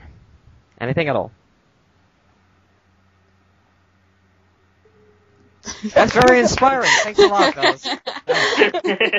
I'm so glad we have you in our fandom. All right, then. I'll begin first, I guess. Actually, what I want to say to the fans is that, you know, just like I said at the beginning of this podcast when we were having the chapter discussion, sometimes when we are between one chapter and another, you could say that we only have a piece of what is called the whole puzzle. I mean, we haven't saw the whole puzzle yet. We haven't saw the complete picture. So, you know, yeah, I know I've been saying this over and over, but patience is the key. I mean, let's wait. Let's see how this arc unfolds. How this chapter plays when we actually have the complete volume, in our grasp, to say it like that. And I'm pretty sure one of the guests said it in a previous podcast, but I also encourage you, like, to read the manga again from the beginning. You know, it's not the same to read it chapter by chapter than to actually, read it all in one go, to say it like that. I think you will gain a new insight. That is one of my goals that I actually gonna do for next week. Because you will actually gain insight on new characters, you will actually gain insight on maybe a few details that you might have missed previously. And again, you will also have an understanding about what it's like to have the complete puzzle, like the complete volume, and how each chapter plays a role in it. This week we didn't have an exciting chapter, I have to admit it. We have a flashback within a flashback. So, yeah, yo dog, I heard you like flashbacks. But yeah, you know, let's wait and see. Let's see how this chapter plays. When we see the next one, who knows? Maybe we'll get to see Mito. Who knows? Maybe that'll be an opportunity to see if there are other characters that are actually going to be developed, like Sakura, for example. So yeah, look forward. Stand tall again, at 616. And, well, never let your love for NaruSaku die. I know it won't, but, you know, just a friendly reminder. That's pretty much it. Okay. And Lauren? Sorry. Yeah. I would say, for those that are enjoying this flashback and like to see Hashi and Madara fight and are really excited for this opportunity to get to see what their childhood and stuff was like, sit back, relax, and enjoy it. For those that are like me and are going to be really bored for the next few months with Naruto, use the opportunity to pick up a hobby or something. Personally, I've decided to use my time to play some Pokemon Fire Red. I'm sure you guys can think of some other things to do while we're waiting for this flashback to wrap up. And, yeah, that's about it. There's not too much else to say. Just hang tight. It'll get better. And if I could add to that real quick, you know, for the people that don't enjoy the flashback, don't ruin it for the other people. I mean, at least be courteous about it. I understand you don't like it, but don't sit here and, like, put down the people that actually do enjoy this kind of thing. That's just mean. That's just rude and mean. Yeah, be respectful. Like, I haven't really enjoyed this, but I feel like, at least when I'm commenting in the forums, you know, I tell people, like, I'm glad you are liking it. I don't, but that's just my opinion. You know, don't get in other people's faces about it. Let them enjoy it as much as, you know, you would want them to let you enjoy something that you like in the chapters. Andrea? Well, I would like to actually talk about something that Shadow said about the never give up on NaruSaku.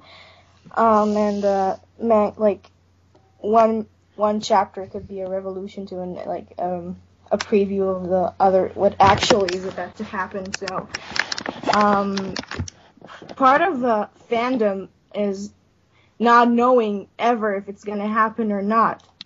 So, like, if you really, really don't like appearing like NaruSaku, don't ever give up on it just because a chapter like Naruhina holding hands or not Hinata confessing her love. Keyboards. What? Nothing, just keep going. Yeah, that's pretty much it. Okay. Very inspirational, guys. Appreciate it. And anything you have to say, Scott? I'm going to say as I usually do, keep reaching for that horizon. All right. What does that mean? Well, for all you people out there that are questioning what I mean by that, it means always look forward for tomorrow. You never know what the next chapter is going to bring. You never know what's going to happen. So, don't sit here and one bad chapter is going to ruin your whole experience. You never know what could happen in the next chapter. So keep reaching for the horizon. Keep reaching for a better outcome. I'm James S Cassidy. I'm Shadow Wolf. I'm Slextrem. And I'm Andrea. Saying signing off till next week. Hey, James, can I have the chair back? When you grow up. Okay.